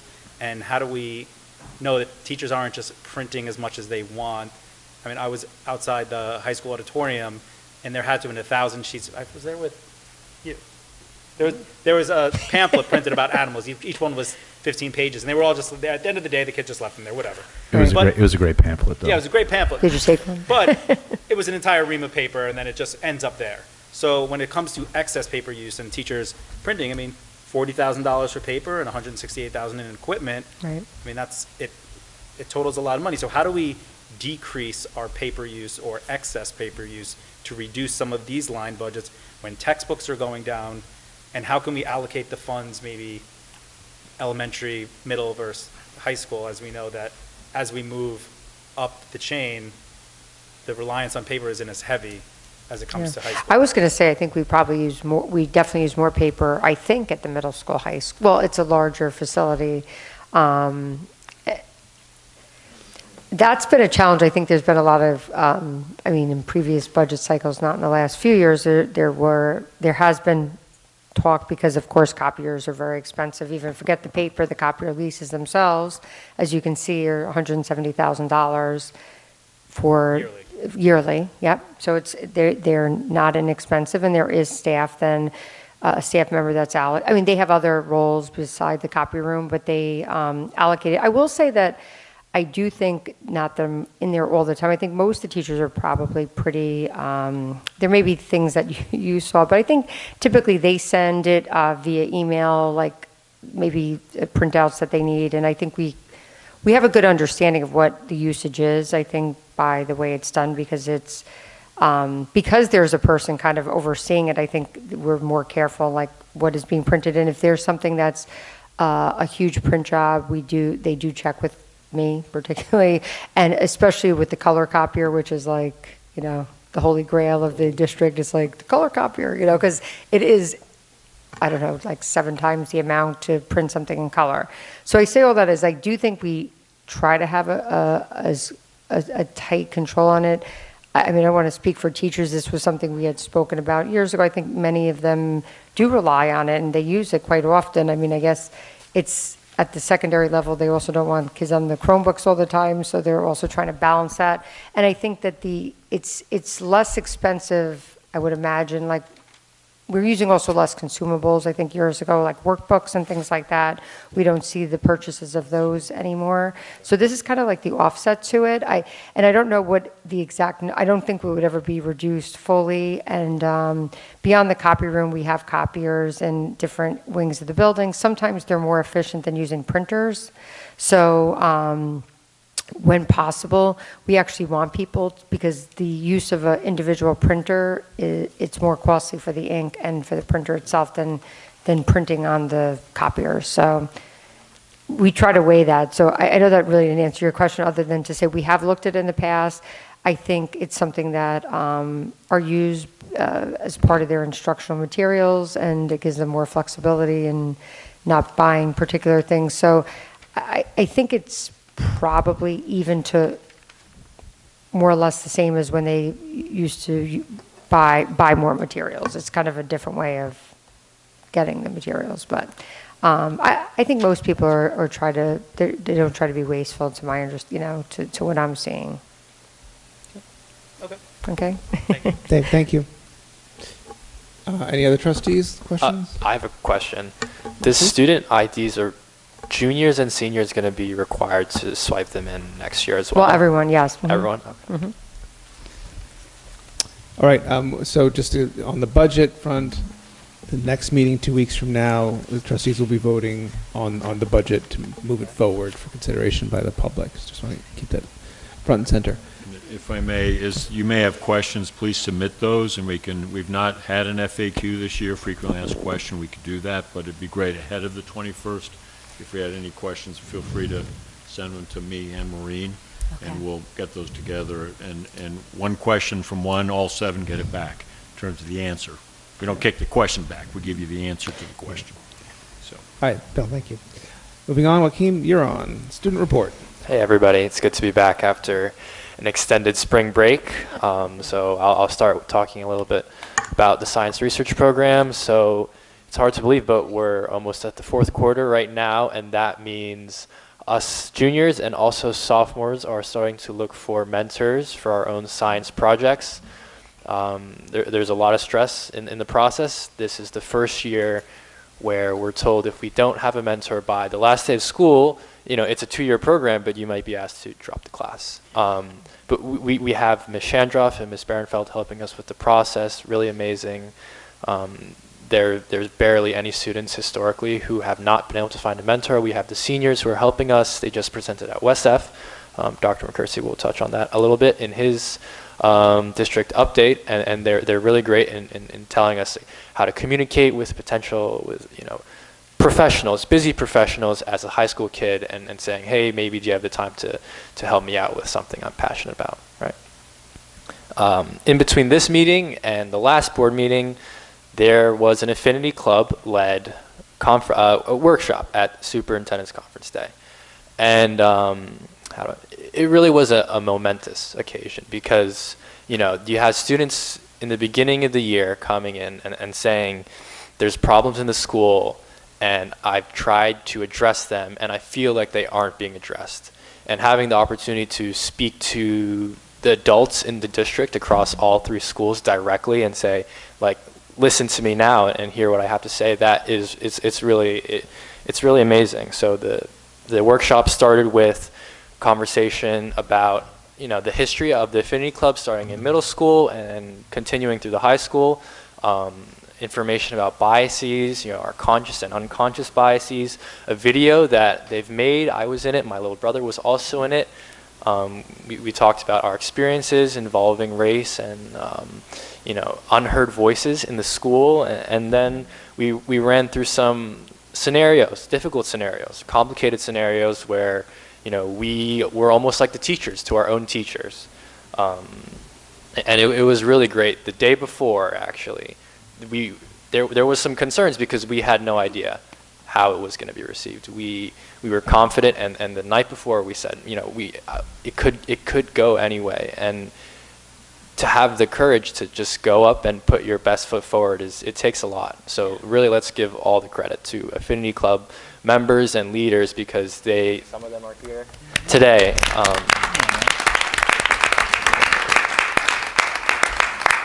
They worked so hard on this. I remember they came when I was barely a liaison at the time. They came and they spoke, and next thing I know, they're scheduling meetings with Dr. McCursey. They're trying to get inclusive curriculum, and then up late at night planning this workshop, presenting it at a college, and then to adults at the building. So it's really amazing. And I'll end with the High School Musical, Grease. It's coming up soon, right? That's where Ella, my partner, is right now, rehearsing. It's going to be Friday, Saturday, Sunday, the 17th, 18th, and 19th. So really amazing. They've been putting a lot of hard work into it, and it should be three great nights. Excellent. Thanks, everyone. Okay, thank you very much. Thank I you. would just like to briefly recognize and also thank all of the students who participated in the Superintendent's Conference Day. I couldn't agree with everything you said more. I want to say a big thank you. I want to thank Dr. Janice Mateo Toledo for her leadership on that as well.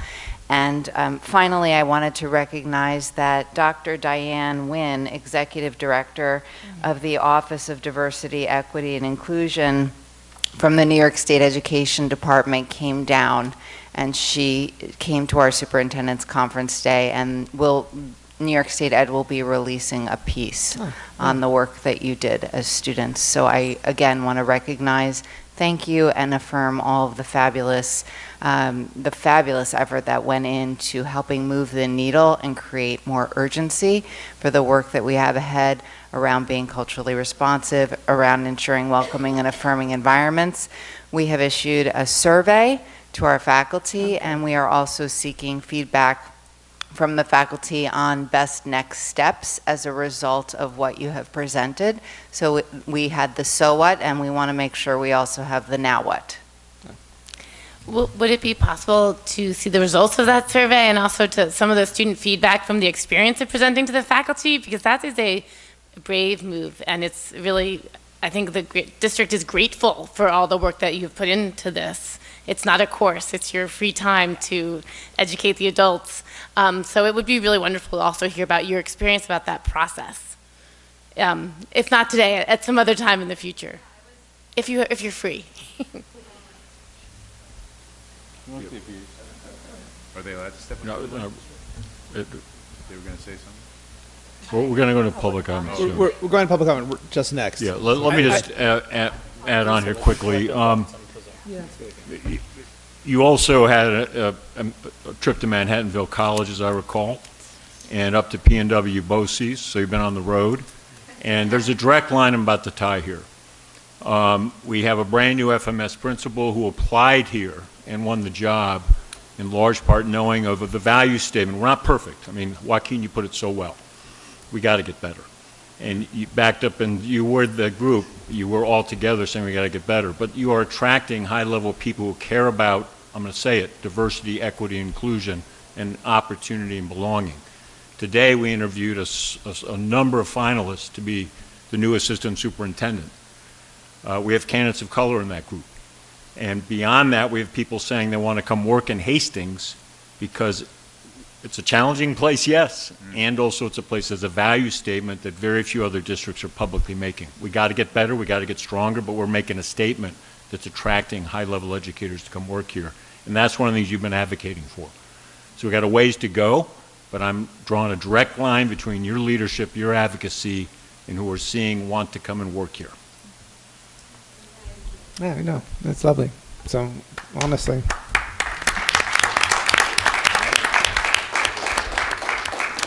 Thank you. Thank you. We're going to move on to public comment. Thank you all for being patient.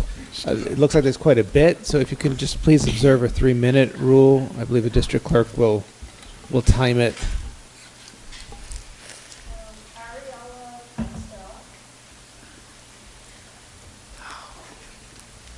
Hi, good evening. Ariella had to leave, so I'm Rachel. I'm going to read what she was going to. Just, write. if you can, no one can hear you at home without that mic, so just hold it like close, and yeah, you can take it out of the thing. There you go. Thank you. Dear Board, others have commented on the science, the indisputed health and environmental risks of PFAS.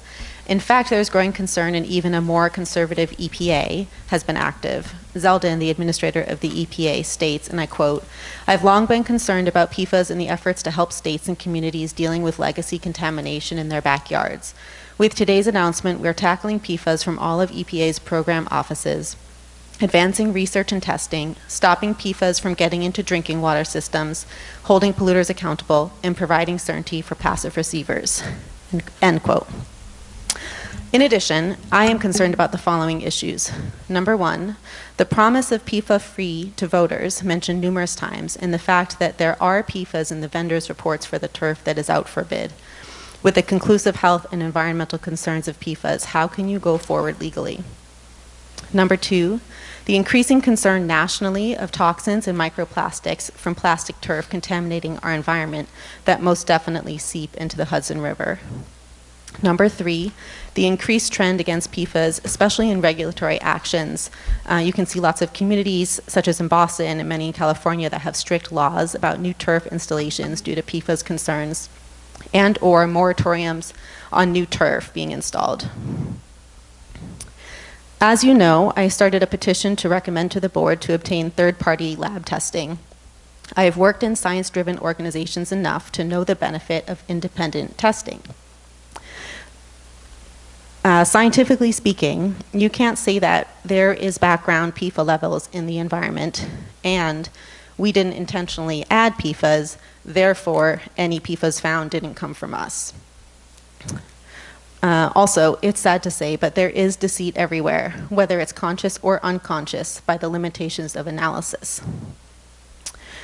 There were 275 signatures on our petition, without a campaign, without a lot of fanfare, simply sending around the petition.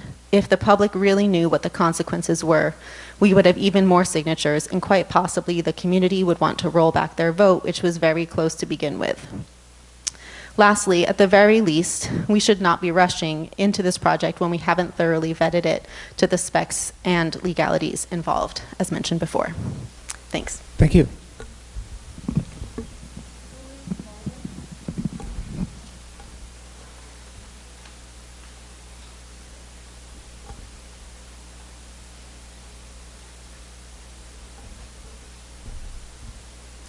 Good evening. Yeah, same thing. Hi, good evening. Sorry, I just don't want to hold this thing. Okay, so first and foremost, I think I want to address a couple of points that were made during the discussion. I don't think we have a reason to trust the turf companies. I think they have every reason to misrepresent and lure us into thinking that the product is safe. I actually think there's quite a lot at stake. With this project alone, $8 million at stake for these companies. So there's a lot of money to be made in corporate profits from installing artificial turf. I'm frankly amazed at the board's confidence and abilities in interpreting the results of the tests. I interpret tests for a living, and I have to say I needed help with these results. So I contacted a national PFAS expert, Kyla Bennett, who really graciously got back to me today and interpreted the data for me. She's a PFAS scientist. She also happens to be a lawyer. She used to work for the EPA, and she testifies as a forensic expert on PFAS in federal and state courts, so she's not prone to anything anecdotal or hyperbolic. When she went through the test results with me, she said, quote, "This is the farthest thing I've seen from PFAS free." So I'll go into a bit of detail on what exactly that means.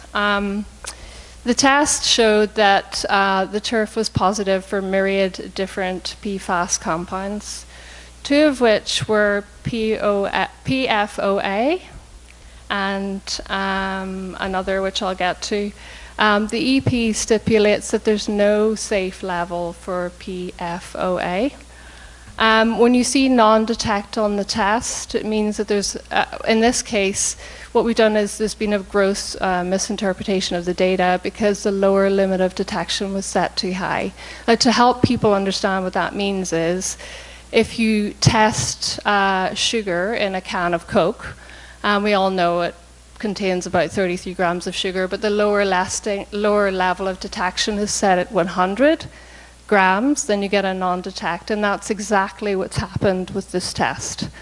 When you actually convert to parts per trillion, the level of PFOA, which should be a non-detect as regulated by the EPA, is actually 590 parts per trillion. So that's well in excess of any standard that's promulgated by the EPA or any agency that sets safety standards. The other, let me see, what do these numbers actually mean? Because it's important to have a real world kind of understanding. One of the cases that came out of Michigan was because the levels found caused massive clusters of cancers and endocrine disruption. And the concentrations of PFOA found in the drinking water was in the kind of 550 parts per trillion, which is equivalent to what we find in the artificial turf. Yep, I'm finished. Thank you very much for listening. Thank you, Luis. Thank you.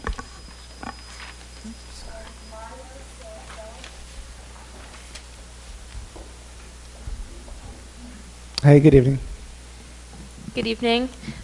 This fall, my friends and I will be playing our senior season of field hockey. We started playing in 2021, right after COVID, and built the team back up. I think it's safe to say that everyone on the team has been looking forward to this upcoming season since we were all in 7th grade.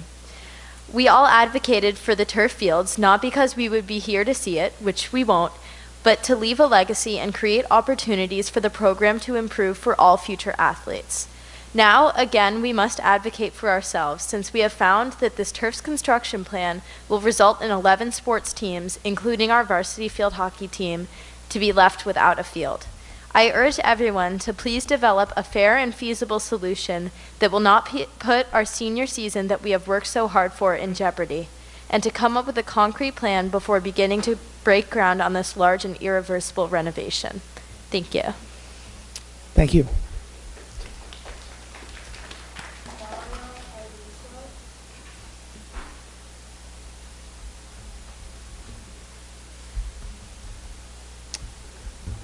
Good evening. Hello. Good evening. My name is Mara Ayuso, and my 11th grade daughter plays varsity field hockey. First, I want to say thank you for all the work that you guys are doing on the bond. It's very exciting, and my family's really looking forward to experiencing the new spaces and fields. I sent a letter to the board in February and another this past week with some questions and concerns about the construction at the Burke Estate this summer. My biggest concern today is whether our students will have a functional 2026 fall sports season. I recently learned that the Burke renovation will not be completed by the end of August, and the fields will not be usable in time for fall sports. As you can imagine, this raises real concerns for our student athletes, which includes 11 teams in the fall season. Without access to our home fields, finding alternative practice and game space seems incredibly challenging. I understand that Mr. Wendell has started exploring alternate field options, and I really appreciate that effort. However, this seems to me to be a very large and complex undertaking that will likely require funding for field rentals and transportation. Westchester County has limited field space, and of those fields, there is limited availability. With the district budget set to be finalized soon, I urge the board to consider making this a priority. If additional resources are needed to ensure our student athletes have a place to practice and compete this fall, it seems like now is the time to plan for that. Our athletes have worked hard, and they deserve a season that is as stable and supported as possible. On a personal note, my daughter and her field hockey family, as they call each other, would be devastated if they don't have proper field space, or worse, if they had to forfeit their season. Thank you to the board and administration for your time and for everything you do for our students. Thank you. Thank you.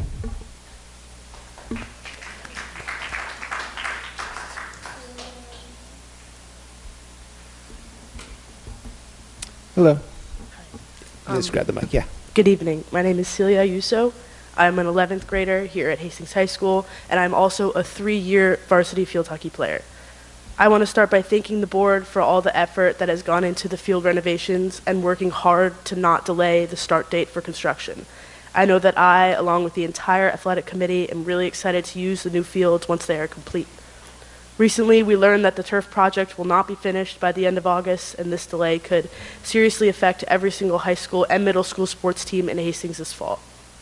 We understand that this is a major project that takes a great deal of time, work, and funding, but at the same time, these fields are essential to our teams and to our ability to practice and compete during our season. I can speak for myself and my varsity field hockey team when I say that we cannot afford to lose this season. This is my last season and the last season for all rising senior athletes to play for Hastings High School. This is something that needs to be recognized. I hope the board will take into consideration the impact the renovations will have on the fall season and work toward a solution that addresses the lack of practice and game space. Thank you for your time. Thank you. Thank you.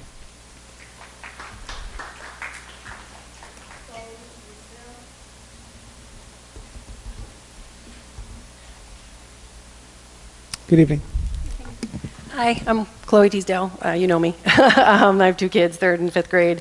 And I'm here this evening to express my shock that the Board of Education of Hastings is moving forward with a vote on a vendor after giving the community less than 12 hours to review the information about this vendor. You promised transparency and community engagement in this process, and that's not happening. We have had no time to review it. We might come to the same decision, but why are you rushing this?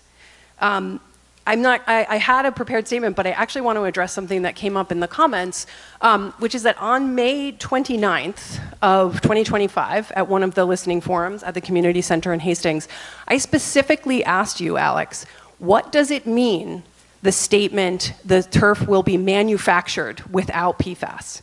And you said to me, it will not have PFAS. And I said to you, I don't think that's what that means. I think it means no added PFAS. But continually, before the vote and since the vote, you have maintained that what we voted for was no PFAS. It was put on signs around town. I know those were not sanctioned directly by the board, but I think there was support for them. And that turns out to be a lie. And you've put that, that's clear now. That's in the notes, that's in the record, that you said no PFAS, but what you really meant was the industry line, which is not manufactured with added PFAS, which cannot and has not been proven. There is no evidence in that document. There is no use of the term background PFAS. It would be great if, and I try and stay in my lane, if people could stay in their lanes and not represent scientific findings that they probably don't understand. I think that would be really helpful and more transparent in this process. I just think it's shocking that you went from saying no PFAS to saying not manufactured with added PFAS, which is something that is very different and something that has not even been shown to be true in this case. I do think there are a lot of questions about this company. I think you should look very carefully at it. It's been subject to 15 lawsuits and a $50 million class action lawsuit because the warranty was not honored. They didn't honor their warranty, so they had to be sued in a class action lawsuit. I understand that's a different product, but again, it's like the tobacco industry. You can't trust them to regulate and to report on their own health and safety. There's very little in the report about G-force testing, which is a big issue for female athletes and the safety of our athletes. The runoff and contamination issues have not been addressed sufficiently. And the conversation about thermal effects of turf, the study that I cited in one of my previous statements was done at Penn State. Not so far from here, and it's certainly not the southwest of the United States. Turf can heat up to over 200 degrees Fahrenheit, so that needs to be addressed. So overall, I think it's shocking that you are trying to give us less than 12 hours to review this and then vote on it. That is not transparency. Thank you.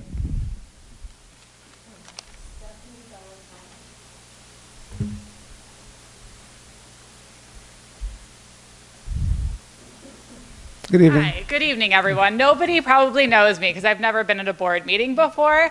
I am a mother of 2 kids. I have a kindergartner and I have a 3rd grader. And I'm also a physician who lives very close to the Burke estate where these fields will be put. And from a physician's standpoint, a lot of the bread and butter of what we learn in medical school when thinking about the safety and health of populations and the patients that we care for comes down to what is safe, what's a carcinogen, what causes cancer. And a lot of the information that we know about PFOAs and PFAS is that these are known carcinogens. They're rated as grade 1 to grade 2A. And so, I think to myself as a physician, I tell my patients every day, 1 sunburn before the age of 3 increases your lifetime risk of melanoma, right?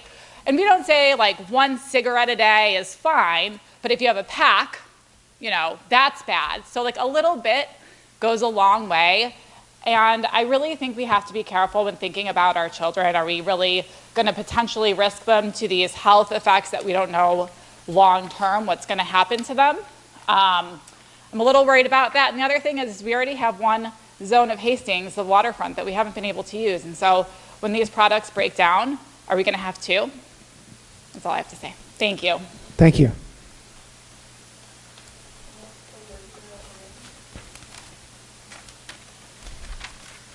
Hey. Hi. My name is Olivia Huang, and we talked about it before, but I'm one of the leaders of the high school affinity club. I'm just here to express my appreciation for the progress that we've seen in Hastings the past couple of years as a result of collaboration between the affinity club, teachers, administrators, parent groups, and many others. Over the past few years, we've been advocating for more diverse curriculum and hiring practices, and we're excited to see that work is taking shape in our school. Next year, a new honors English course has been passed, and it's going to be given to the students of next year. And it's an honors English course focused on Eastern perspectives on global events through literature, which will be introduced. And it allows students to take a course that's both rigorous and also rewarding, and that you get an honors credit and also get to learn about voices around the world that are typically not in the typical curriculum for history and English. We're also really grateful for the support for all the support that's made this possible. And we all want to thank Mr. Clayman, Dr. McCursey, Dr. Mateo Toledo, Dr. Szymanski, Ms. Walters in the English department, Spice, the IWG, and everyone else who helped collaborate with us. I also want to share that our advocacy for expanded teacher training on topics such as race and bias is coming together a long way. As Joaquin was saying, we recently had professional development workshops held here in the district's Superintendent's Conference Day, as well as Manhattanville University's Changing Suburbs Institute. And here Dr. Diane Nguyen, the head of DEI for New York State, attended.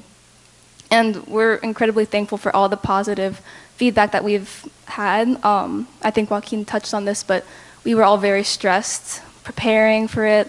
The night before, we did not know how people would respond.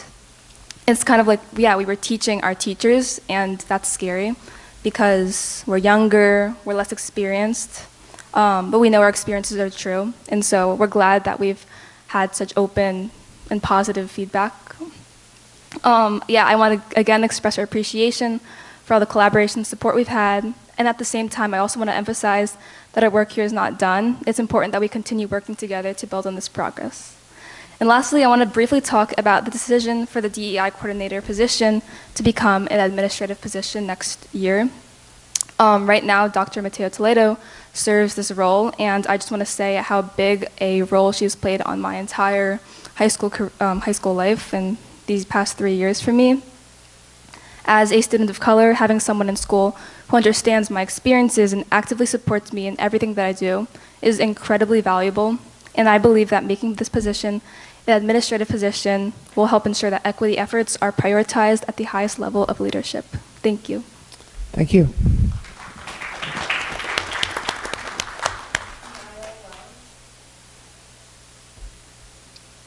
Hey. Hi, my name is Nia Wells, and I am currently a leader in training for the Affinity Group. And kind of like Olivia said, we just wanted to give our thanks to the teachers, administrators, and everyone for all the support and encouragement that we've gotten from you guys. And we just want you all to know that we look forward to continuing to work with you all in our future endeavors as the Affinity Club, and this is not the last that you will see from us. Thank you.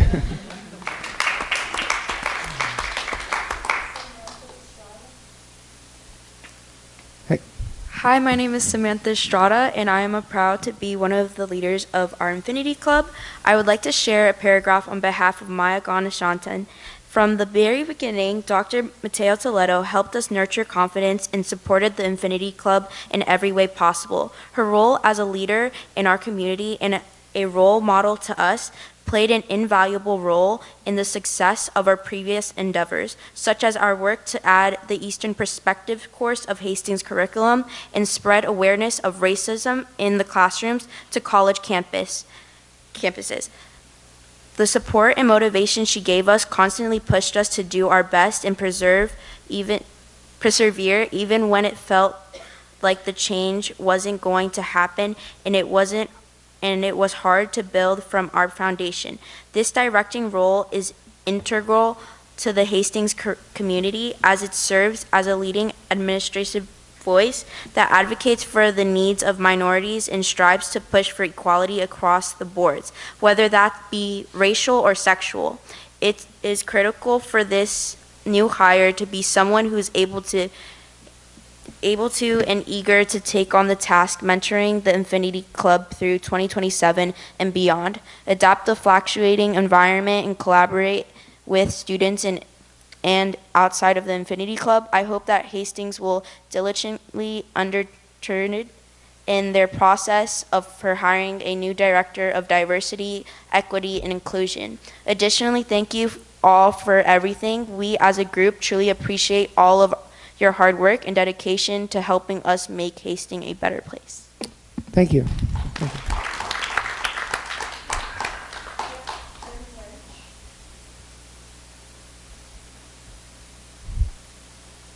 Hey, good evening.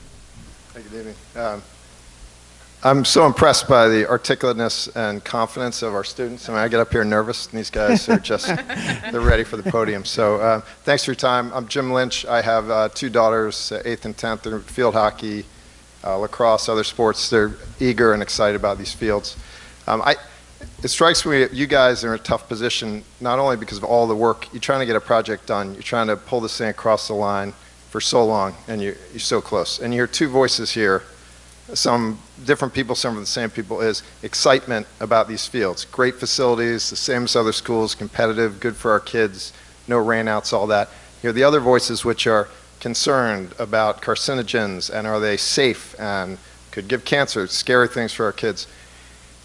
This conflict was resolved when criteria for the bid were put out and said, hey, we're going to have these fields, but they're going to be PFAS free. And it's manufactured without PFAS, but in the conversations of people have said, and in the board packet that went out the night before the vote, it says 0 PFAS in one point, it says PFAS free in the other. It was the basis of the vote. And I think we're all here for our kids to have the fields to play their best on, but to be safe and not be harmed by these products.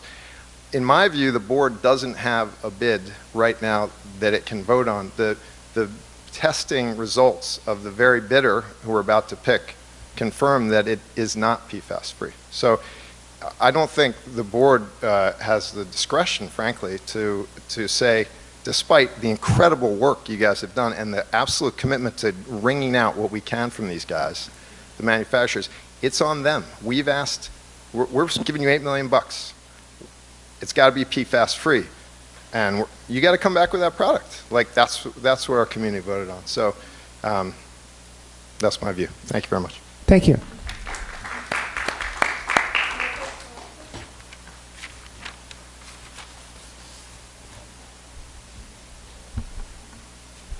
Hey, good evening. Hello, my name is Michael Schlachter, for those who don't know me. Recent graduate who played field hockey for many years and softball. She's in college now.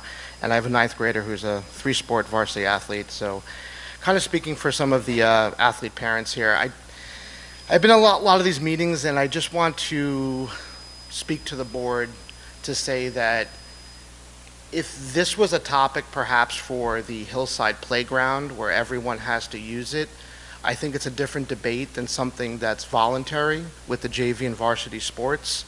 You know, people don't have to play at Burke if they don't want to. I think Drew can back me up here.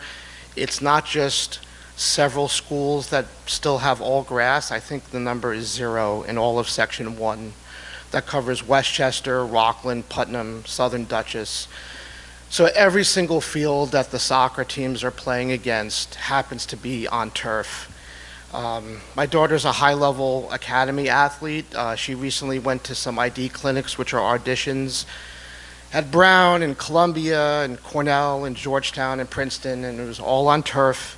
Yes, they have grass fields, just like we're going to have grass fields, but they all practice on turf.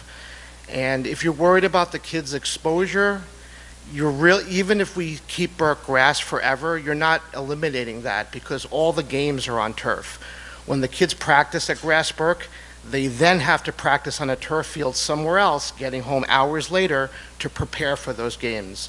So you're not reducing the hours that they're exposing to turf during the week or during the games or playing in college perhaps.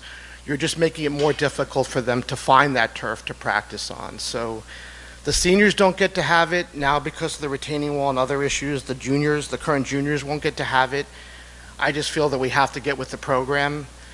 It's like Hastings is still using typewriters and everyone's moved on to Chromebooks. And even if there's microscopic health issues, I don't think we would deny our kids the use of Chromebooks just to be the only ones in all of Section 1 using typewriters. So I think Dave hit it on the head. I think you guys are doing the best you can. If we go to Ardsley or Springhurst or Irvington or Bronxville or Briarcliff, it sounds like it's a lot unhealthier, and we're getting the best there is. And I just implore you to make this happen as quickly as possible. Thank you. Thank you.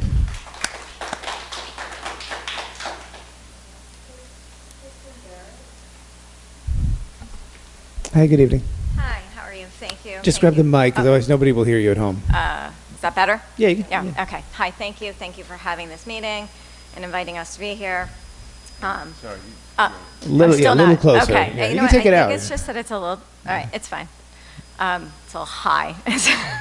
You can take it like, you can take it out. Okay. Yeah, there you go. There you go. Okay, is that better? All right. Yeah, great. it's better. That's a little more comfortable. So I'm a player. I'm a parent of two athletes that play soccer. One is a sophomore. The other is a 7th grader. They play soccer all the time on turf. So I want you to thank you for considering here. You're looking at a safe alternative for us. You've been thoughtful about this process, and you've been thinking about PFAS. So I applaud you all for that, and I thank you for that. So this bond was approved with the PFAS requirements. They were in the specs. A supplier has been put forward, and I really think that this project should be moving forward, and I hope that you vote in that way. I'm also here, and I was not prepared to do this, but I can't help myself. I am an environmental engineer. I work in drinking water treatment. So I just want you to understand that drinking water does not contain, I should not say that, can contain up to 4 ppt of PFOA and PFAS. Those are drinking water regulations. There are other PFOAs and PFAS constituents. I work on projects where we design treatment plants to remove PFAS. So to say not PFAS containing, detection limits for PFAS are down in drinking water or in water and aqueous solutions are down at 0.3, 0.7, 0.4 ppt. Drinking water at your tap can have up to 4 ppt of PFOA and PFAS. So I just want to make sure everybody understands that. That's the piece of information. Wastewater, which is where all the wastewater goes and you go to a wastewater treatment plant, there's no regulation on PFAS in regulations right now. And that's because it's a very complicated, and so what they're looking to start to require wastewater plants in New York State to have to measure for PFAS. So we are being practical and doing the best that we possibly can in specifying these types of materials that are out there that are as low as possible and sounds like lower than drinking water regulations. I don't have those numbers, so I can't say that for sure. So I hope that the board has enough information to make this vote and that we have been thoughtful about this, and that's what I'm looking forward to my girls hopefully playing on turf fields at Hastings, because as we do not have turf fields, and we are the only school that doesn't, and we cannot compete at the level with other schools without them. Thank you.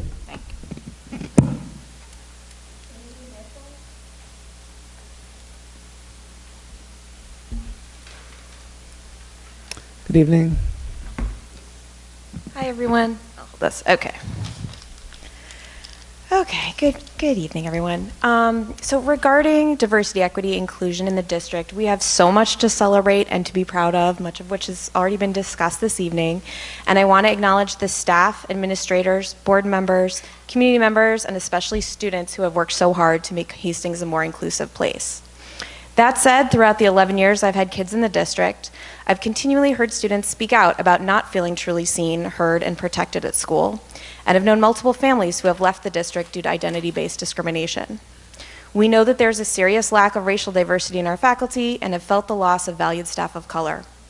And certainly on national and local levels, policy and rhetoric that is anti-immigrant, anti-LGBTQ, anti-Semitic, anti-Muslim, and anti-DEI in general has deeply impacted members of our community.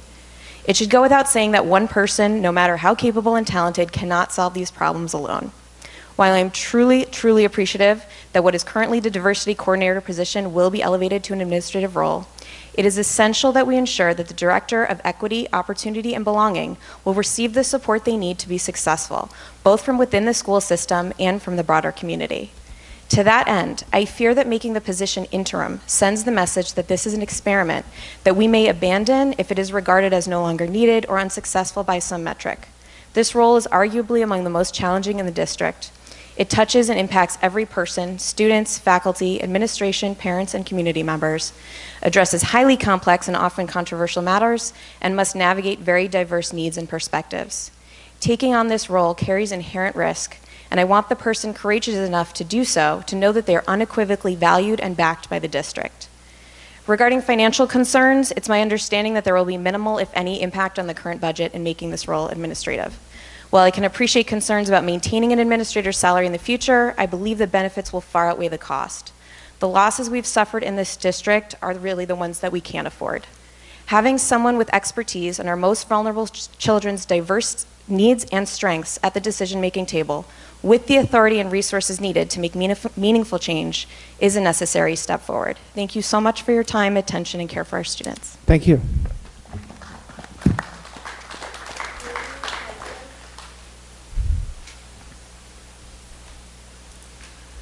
Hi, good evening. Okay, there we go, setting on my timer. Thank you, everyone.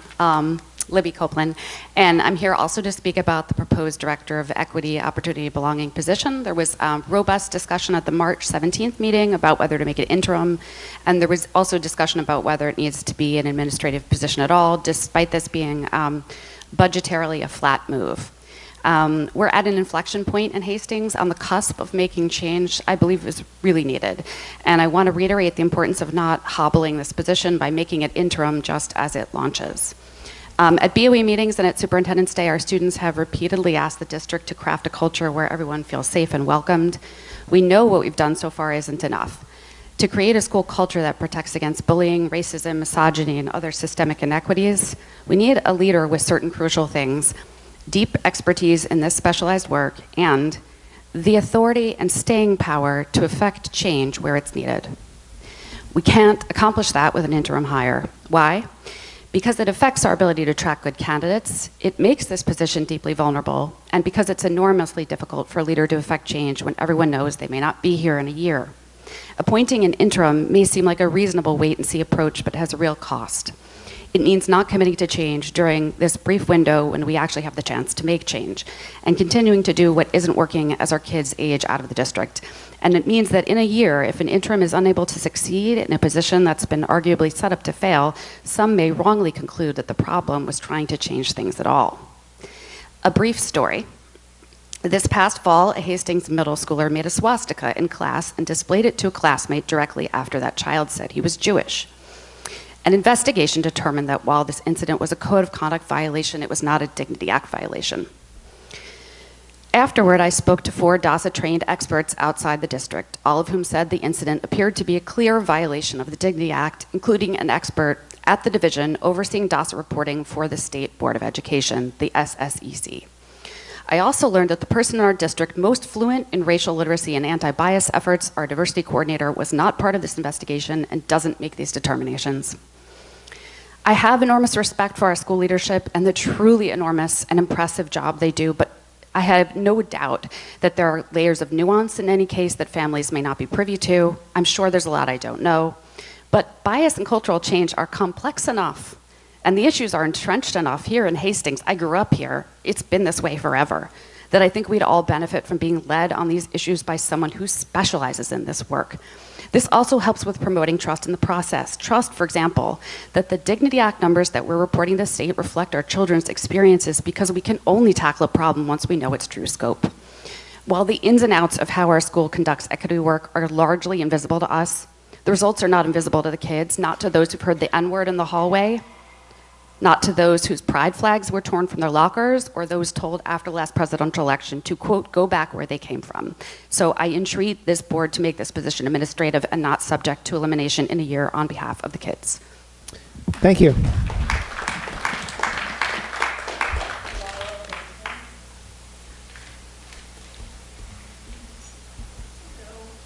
Hey, Laura.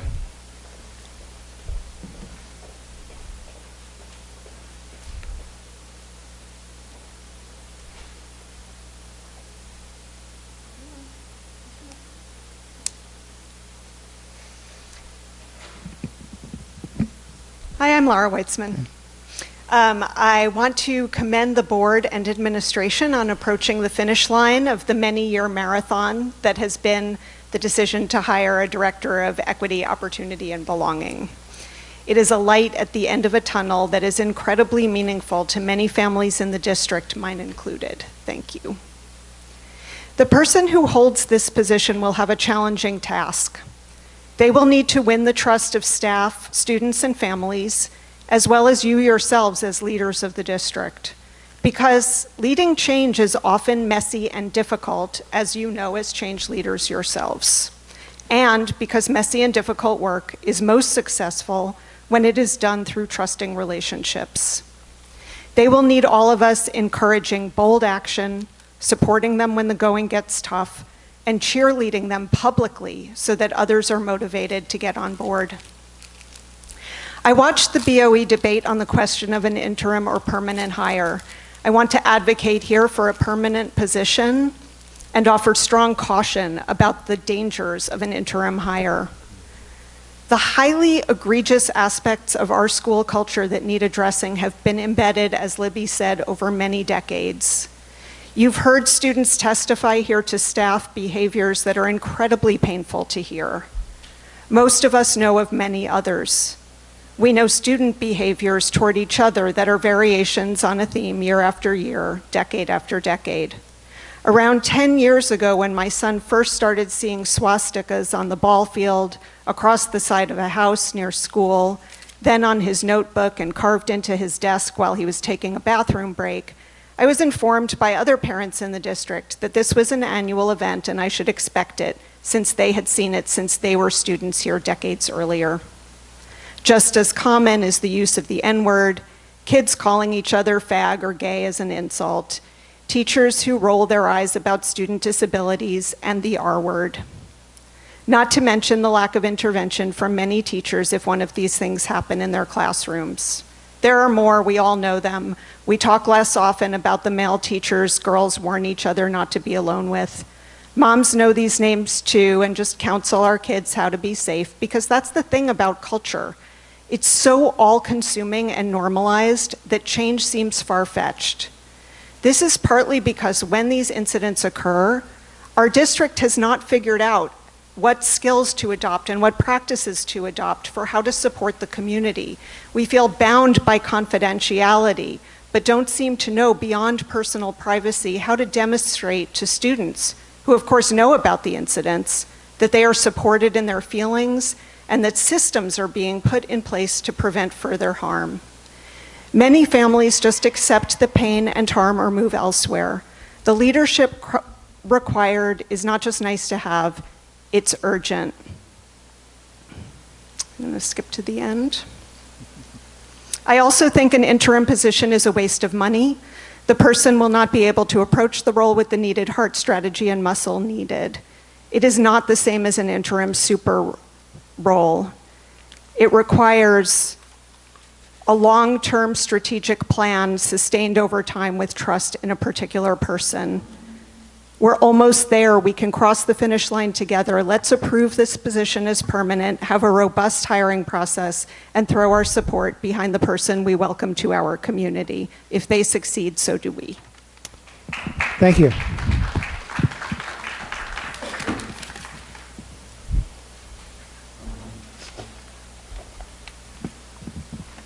Hey, good evening. Hi, everyone. Good evening. Dorothy Nago. Thank you all for your hard work and for your service. I want to share a few concise points on the redesigned role of Director of Equity, Opportunity, and Belonging. First, I'm remembering just over a year ago When the assistant superintendent of PPS role was added, an administrative role at an even higher level than this director of EOB. As I recall, there was no board discussion and no public comment about the budget ramifications for that role, which was also a net zero in the budget. I'm bringing that up to echo an important question that others have shared. Why the scrutiny on this role? This question relates to something I'm seeing in the conversation that comes up in multiple ways, which is that individual details about the role are being isolated. And I think it's good and important to have a robust discussion. I'm so grateful for all of your participation in that so far. What I find missing is the broader perspective on all of these data points that we have. The most key part about that to me is that each of those points is integrated. It's part of the fabric of the whole when we're looking at a role like this. And I think when we miss that, it ties back to a tendency to see this work around student well-being as separate from their academic achievement and potential. But we know that it's not separate. It's mutually supportive. The New York State audit recommendation was part of a lengthy process with many different parts. As far as I know, it didn't cost the district any money, but it did take a great deal of time and effort by many people. Regardless of the specifics, it was an incredible opportunity for the district to be reviewed and to receive a valuable set of information. All this coming from the state, which sets the standard for us to follow through the culturally responsive sustaining curriculum. The state audit, in turn, exists alongside the Tri-States Consortium Review, an organization that I understand we do pay to participate in, but that also included a significant investment of time and energy from staff as well as family members. These two audits don't sit alone either. They're in company with many, many years of feedback from the community, both in and outside the schools, as well as a tremendous amount of other work that we have done as a district. When I look at the rough outline that was shared last meeting, it's not even a full job description yet, but I see it connecting to these state and local efforts, and then also to the portrait of a Hastings learner, another deeply rooted, thoughtfully articulated, and valuable set of insights. All these things are just what I can manage to name in 3 minutes. There is so much more that this role and this work touch on. Taken together, I don't see how we can look at all this time, money, and effort and say that this is an interim position. That doesn't match the amount of background we have on this role, the expertise that has gone into designing it, the tremendous strides that we've made thus far. I think we should be celebrating this development with strength and with clarity, because it's the advancement of work that other districts already look to us as a model for, and it's the embodiment of what we want to see reflected in the learning environment. So let's keep celebrating that progress and find a great permanent leader to join us in that. Thank you. Thank you.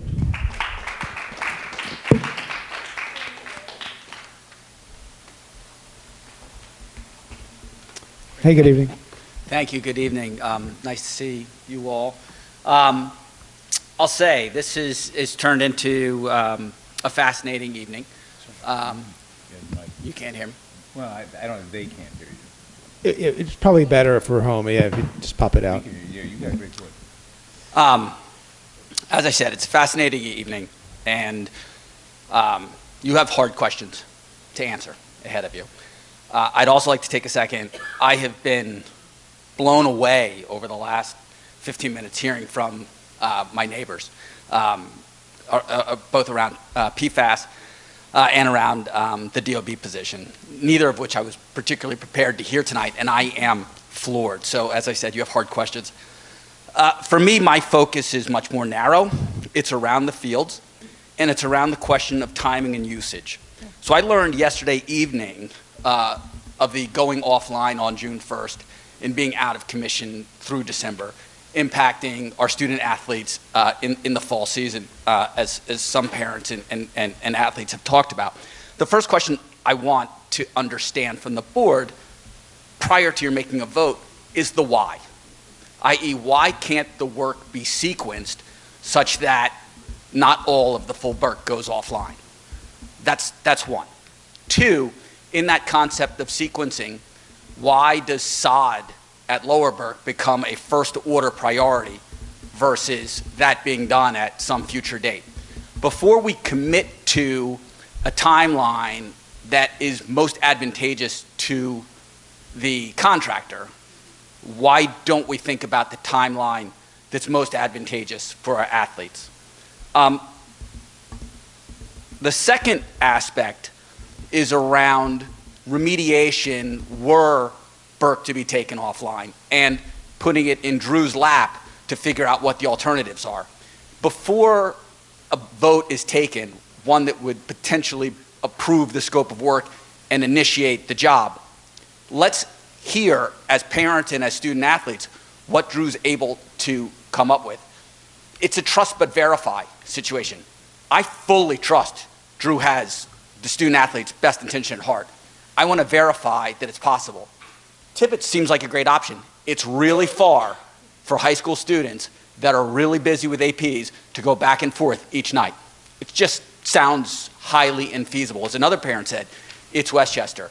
The number of fields are few, the number of athletes are many. So my point here is really questions. Before a vote's taken, can we have answers on those questions? Why the sequencing? Why does all Burke need to go down at a single time?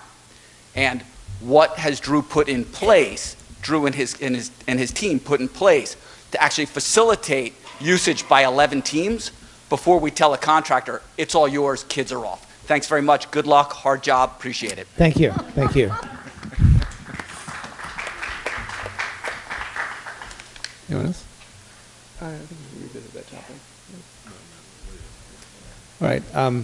If you stick around, we will revisit that topic tonight. We're going to move on just for the sake of the administrators. Moving on to superintendent's report. I think you want to. I know. In the spirit of time, it's all in the public record. I'd urge people to look at it. It's posted. Some wonderful features there that Joaquin mentioned, particularly Joaquin and the affinity groups, also the science research. Make sure you please look at that. But in the spirit of time, want to use that as the record. Go look at it. But it's very important. Thank you, Dr. McPherson. And as with the superintendent, let me hit something. And Kevin, you're here. A lot of careful thought went into the timing. And Kevin, you might want to come to the mic. This is a key construction management moment. Regarding the timing, this is quite a substantial set of work at the Burke Estate. We've spent a lot of time looking at all of the consequences. The only way to have this fields back by spring next year is to be full on from June on. The lower Burke won't be ready till next summer. The summer, that's being delayed. Yeah, that's not happening. Right? Yeah, that's the lower Burke. Yeah. So we've already phased there, but the extent of equipment that has to get in, because we have to build quite a substantial retaining wall between the upper Burke and the lower Burke. And it's just no way to get this work done in a phased way that's safe at all if we want this done for a year from the spring from now. We've looked at it all kinds of ways, thoroughly, carefully. If you phase it, we're probably not into use of these fields for the next couple of years. And then it's also just all kinds of contracting issues and all the rest. So it was never simply just give it to the contractors, go have fun, as opposed to starting, what do our athletes and students need as soon as possible? And there are a whole set of safety issues, et cetera, given the extent of work that's required. So we looked at it very carefully, very thoroughly. Well, it's not, I mean, this can't be done. Do you really need me? Yeah. One of the great things about working with the school district is how unbelievably advanced you are in getting into the details. A lot of school districts and administrators don't do that. We had many conversations in regards to logistics, the logistical aspect of getting the field work done, the timing of it, the exposure of it, the issues that are associated with that kind of work, the various parts of it, like the retaining wall that needs to be done, and it takes an extensive amount of time to do that because of the site conditions.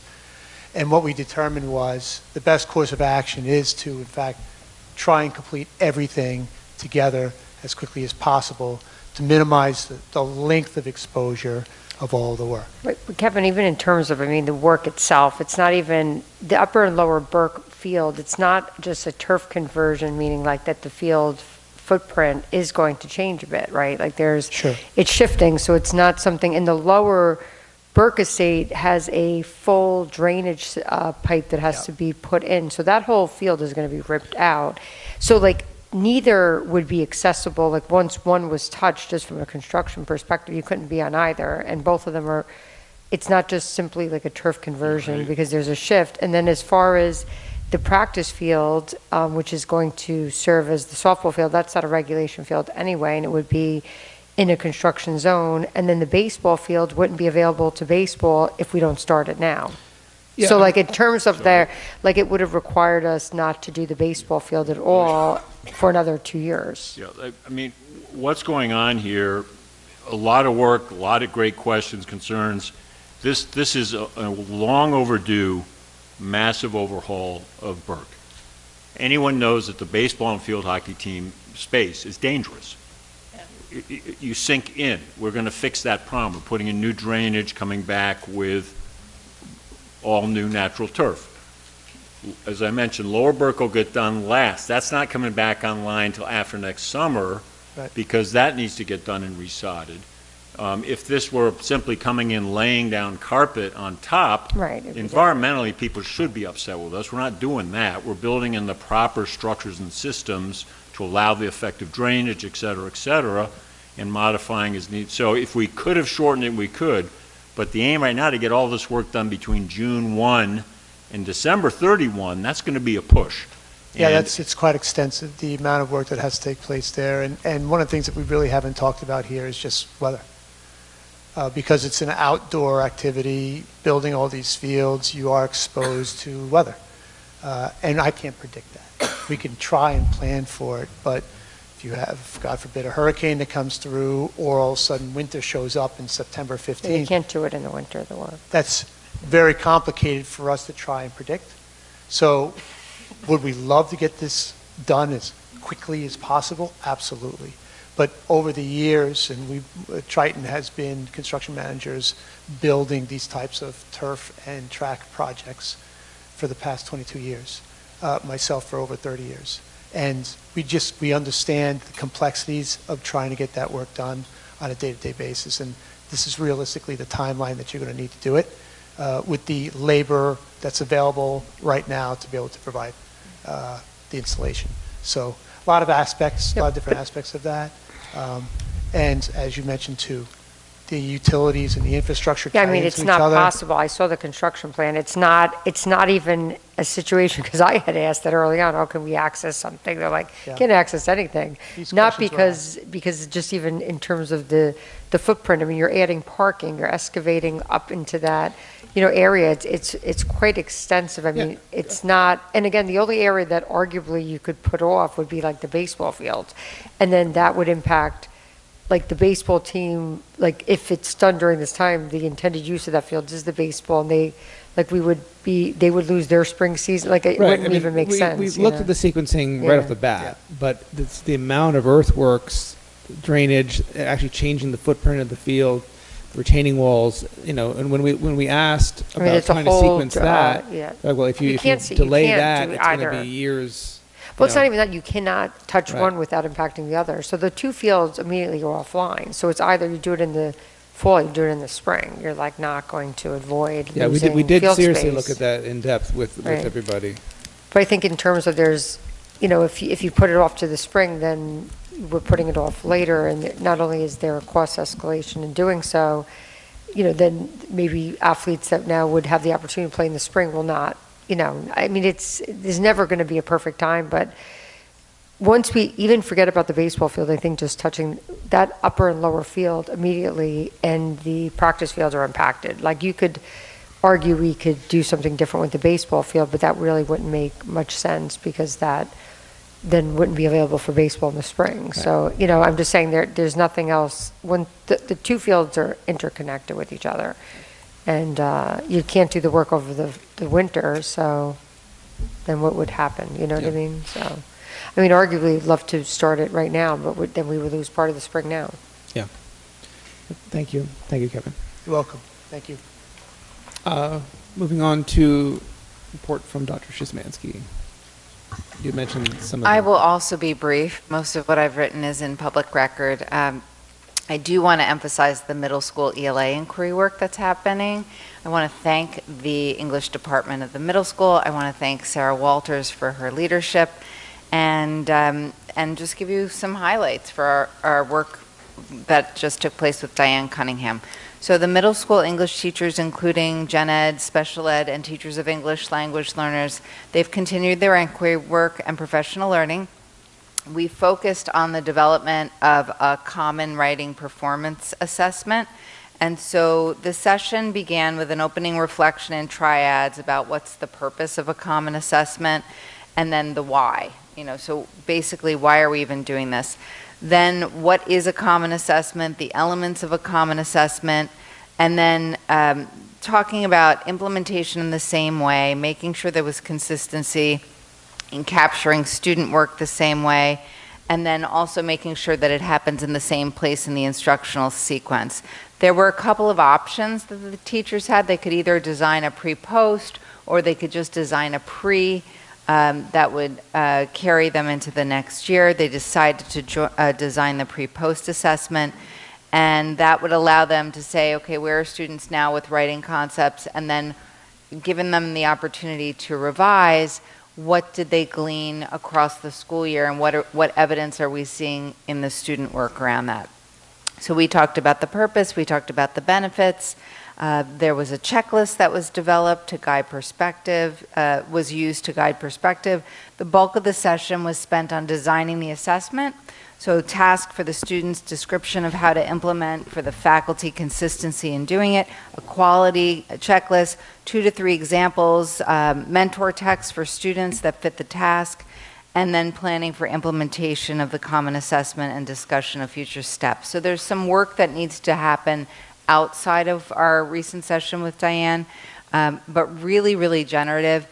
And the reason a common assessment is so important is, well, there are multiple reasons, but one key reason is if you are working together as a team synergistically on identifying what matters and how to measure that, then that assumes that throughout the entire year there's more alignment around the taught curriculum. So this is not a minor step for the department.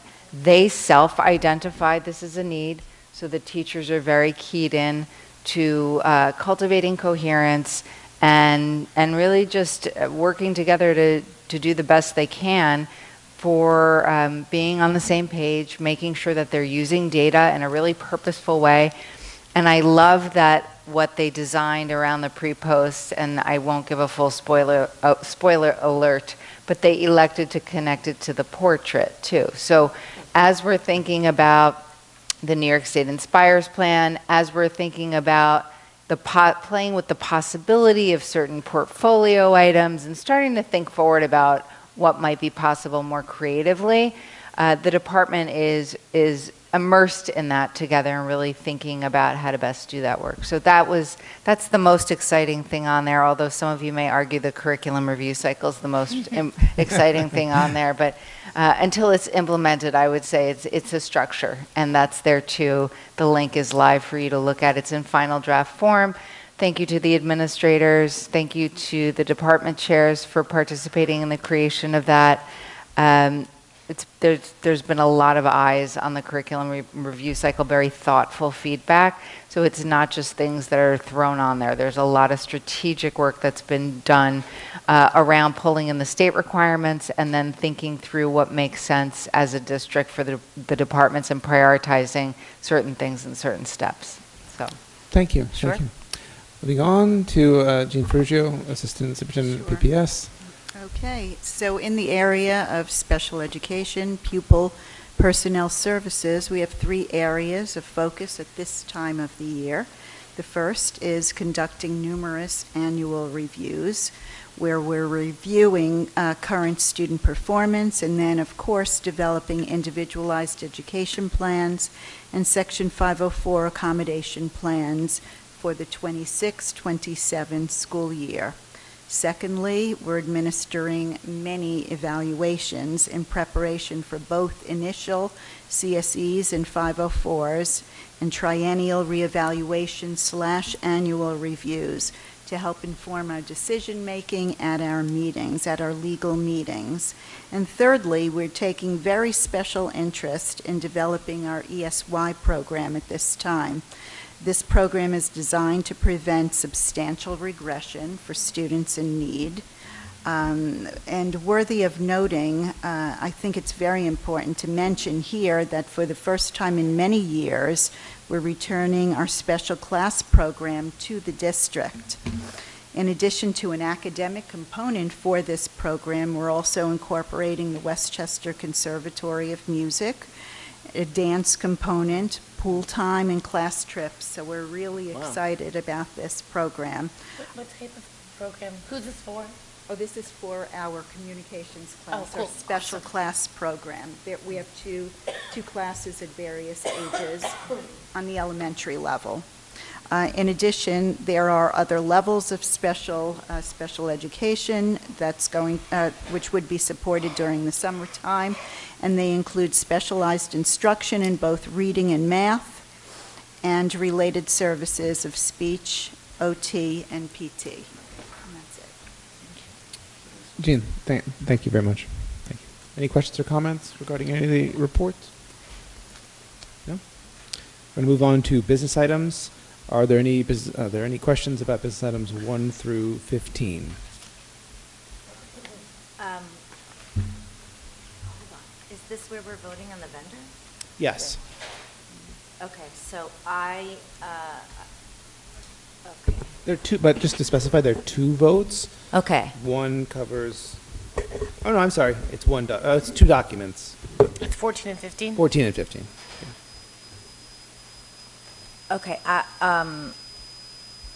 so considering that this is where we are voting to move forward with this vendor for turf, I just want to take a moment to say that I'm an athlete mom, and my daughter looks forward to 4 years of playing high school soccer and lacrosse for the district, and I will be there cheering her on. I'm committed to her sports life and the athletic experiences of all our students.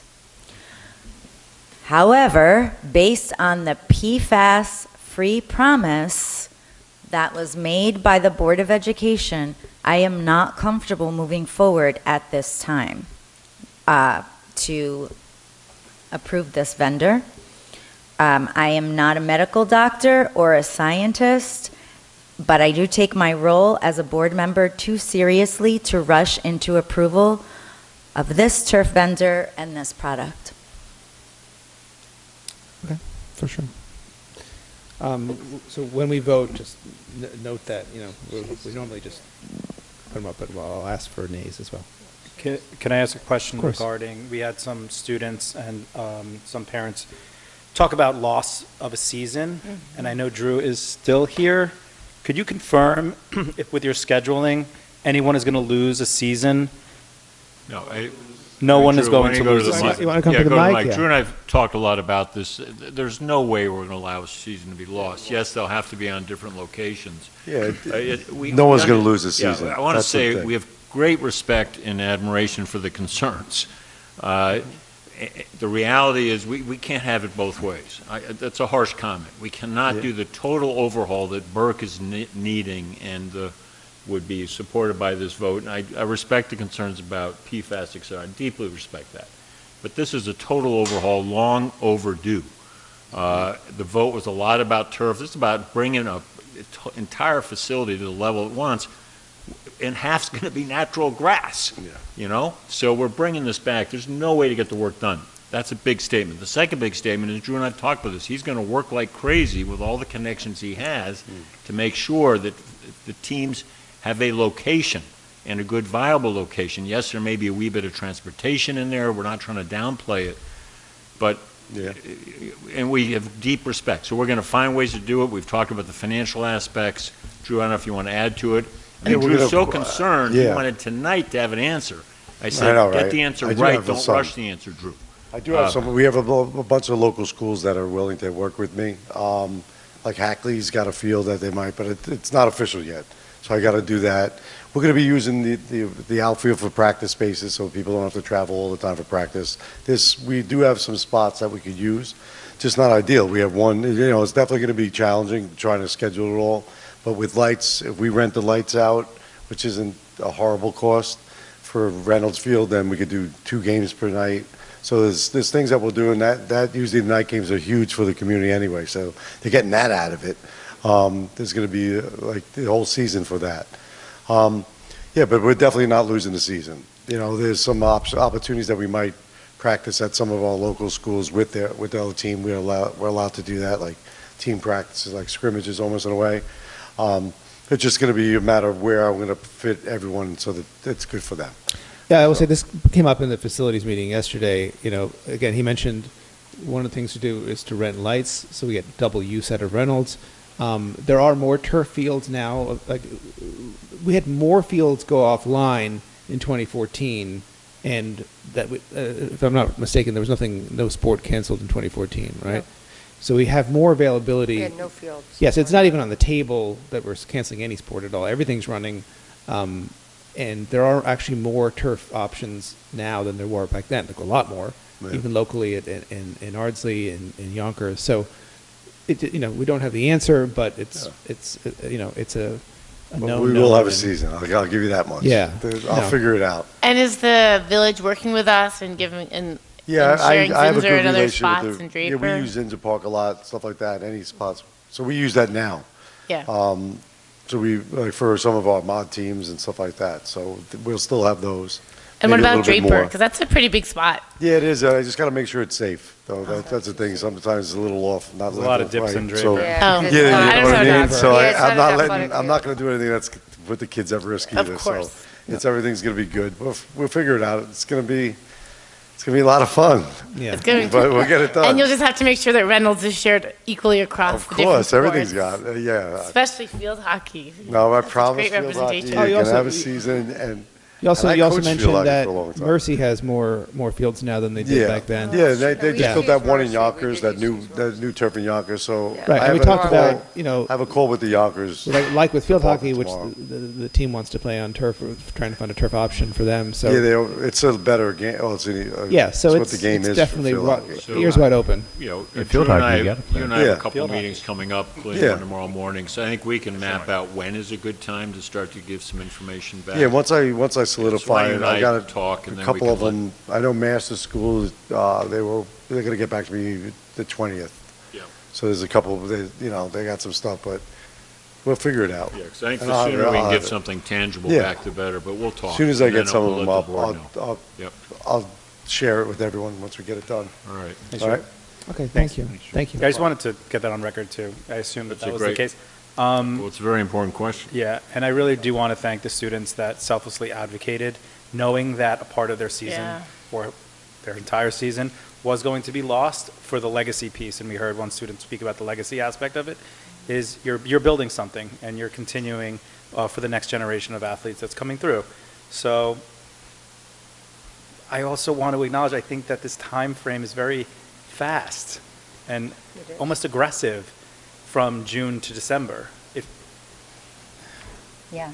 No in jinxes. in a village where things seem to move very slowly, especially when it comes to construction projects or any kind of public works project, I feel this is moving fast.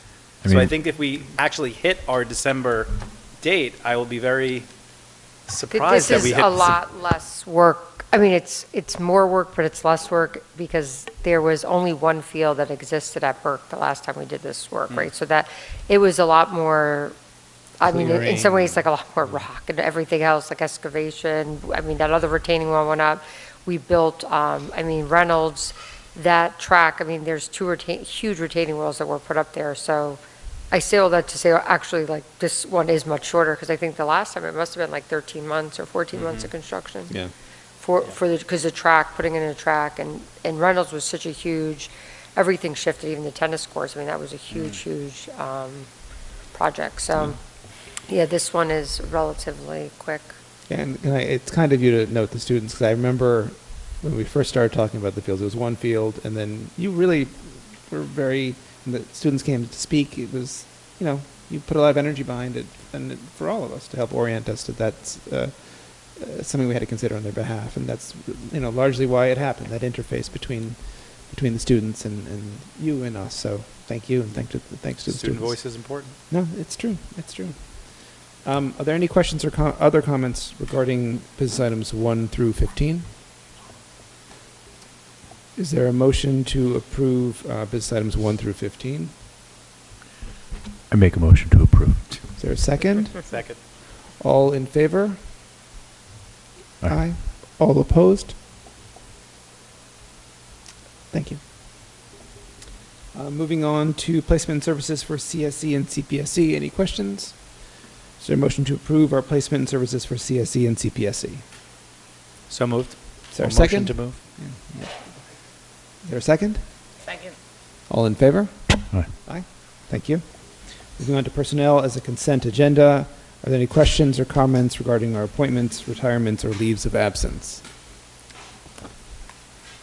Is there a motion to approve our consent agenda and personnel?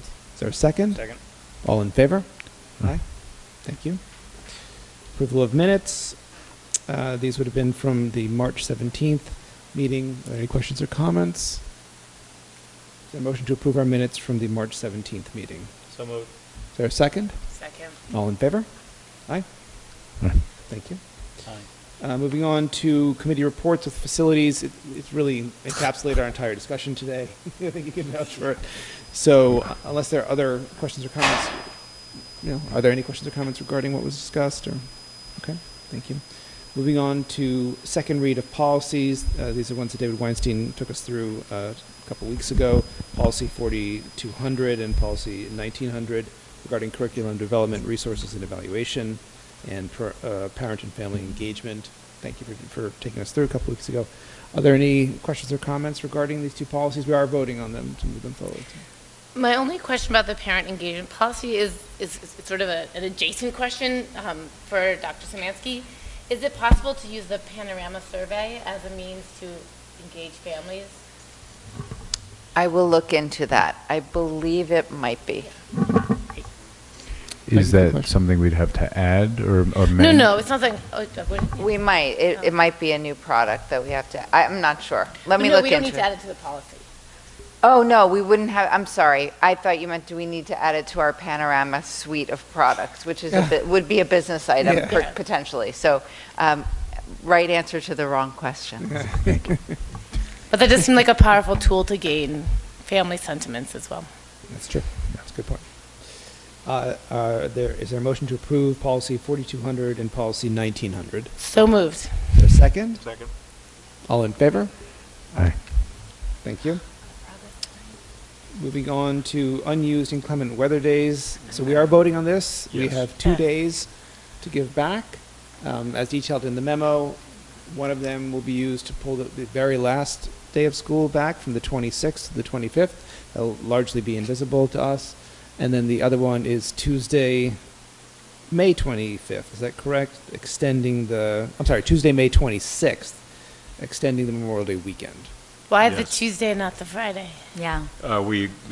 Because we polled all the principals. Tuesday makes quite a big difference in regarding to a set of instructional needs. There's also already scheduled the Friday kindergarten return or thank you, kindergarten screening. But it was a big difference for also the high school and middle school. So this one was truly the principal's request. I should also note that the total of 3 give back this year is, I think, way back when a contractual agreement. I know people have mixed feelings about this is the smallest hit, so to speak, we've had. I think spreading them out helps. Good emails coming in about transparency. There is always a public discussion about this in the board. There's the warning about it. We give fair warning, not fair weather warning, but fair warning. The other thing is there's been questions, why not just subtract all from the end of the year? We can't do that in New York State. We can go at most 1 day because of regents scoring, so we are, if you will, a little hemmed in on this.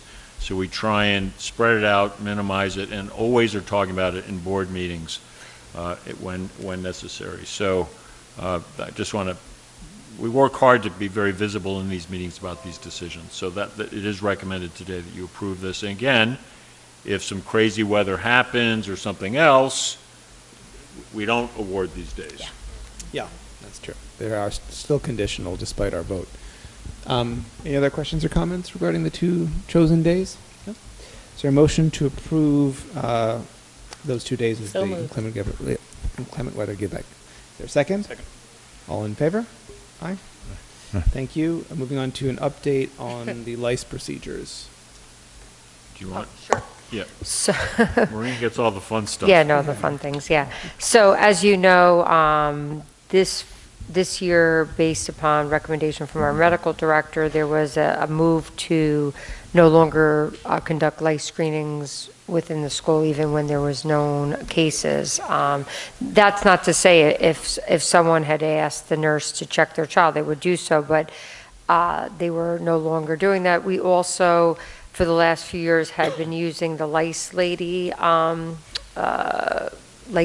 which is a company of Westchester, that was coming in primarily in the beginning of the school year. At different times, we see lice coming into schools in the early parts of the year, as well as after break. We typically selected a break in a few days when the students returned. They would conduct the lice checks. So we had gone away from that practice, that recommendation of our medical director, just because there's some concerns about that practice. But what we found, in particular with our PTSA and our community partners, there was a lot of concerns that they shared with us at most of the meetings we had with them this year, and really asked us. Now, that just because the medical director recommended we didn't need to do it, didn't mean we can't do it. It was just something we were kind of following what seemed to be the way people were shifting away from that practice. So that to be said, we've been this has been a constant topic of conversation amongst with us when we meet with the PTSA SEPTA and advocating, and many parents we received some emails from parents asking why or concerns about just the procedures in terms of notification and all the rest. So all that to be said, Amy cases and the nurses also were receiving similar. What we've landed on, which was sent out to the parents about, I guess, in the beginning of April, that we are going to have the Lice Lady come in on April 23rd and 24th. They're going to conduct voluntary discrete head checks for students in K through 4. And we're going to see, they're definitely, I guess anecdotally, I don't know if it's, based upon, I'm not quite sure, but there seems to be a feeling that there's a lot more lice that has spread and it just keeps going around and around and around, where they felt like the lice checks at least identified it and helped people treat it. So maybe because there's not that happening. So we're going to see how this goes. We also do allow an opt-out form. Certainly we don't want people to feel uncomfortable with it. So it's a bit different, where prior to, in years past, it was the whole class was brought in. So that's where we landed. And we will see at the end of April, if after doing this time, we'll decide how moving forward we'll deal with this. Okay, that's excellent. Thank you. Any questions or comments about lice? Moving on to second public comment. There's nobody. Moving on to agenda review. There's really not much more lined up. We're going to adopt the budget in 2 weeks, and then I guess we're voting for the BOCES candidates, which is right. Right, and then potentially, if all goes well, we'll be bringing to you the recommended finalist to be the new assistant super for PPS. We've been in a very good process, and I don't want to get ahead of the process, but it's a very, very strong pool. And I want to thank and compliment Jean. There's clear in my mind connecting there from the work you've done this year to bring stability and to a concept and help us see that concept is correct, to have an assistant superintendent. When we went to the interim, the pool is not what the pool's been. And it's, I'm optimistic that we'll be bringing to an executive session for the board a week from tomorrow night a candidate. And if that continues to go well, the board would then in public voting on the 21st for the appointment. And I thank Melissa Szymanski for working with the advisory committee today, worked very hard interviewing 5 candidates. We have to remain confidential on all that, and the committee was excellent, and even some of the interviewees commented on, quote unquote, the great team before them. I didn't want to tell them we're not a great team. But anyway, but let me go. I think it's important in public. There's another piece of evidence here to thank Jean for what she's brought, because it's direct. And even one of the candidates said they've been watching for about a year and impressed. Wow. And really? so, yeah. Thank you, Bill. Yeah. So I had shared other impacts and direct ties earlier on the diversity front, which was also explicit today, but very much to the core of your work. Thank you. Thank you very And much. I just jinxed the heck about us for the next week, but I hope we'll be okay. Thank you. Thank you, Bill. Moving on to Board of Education comments. I want to talk about the comment made by a community member about the swastika incident that didn't cause what? I'm just listening. Oh, I thought you were gonna It's in my respond. It's in my lane, so I'm listening. Right, As right. the I mean, Dignity Act how coordinator. could a DASA report not be filed for that? And if there's no consequences, of course there's no cultural change that's going to happen and behavioral change. I can speak generally to that if it's helpful. Okay, because we don't have many DASA. So a DASA report can be filed, an investigation can be conducted, and there can be three outcomes. One is founded, one is unfounded, and the third is inconclusive. When something may seem completely straightforward in general, when there's a violation, it's very important that at the building level first, the DASA coordinator conducts a thorough investigation. Janice Mateo Toledo, as Diversity and Inclusion Coordinator, as part of process, is included in the Dignity Act violation reports that come through. If she was not included in a particular DASA investigation, there are one of a few reasons why that would have happened. So one, that it may not have had an intersection with anything related to protected class. The second is that she may have been out of the building that day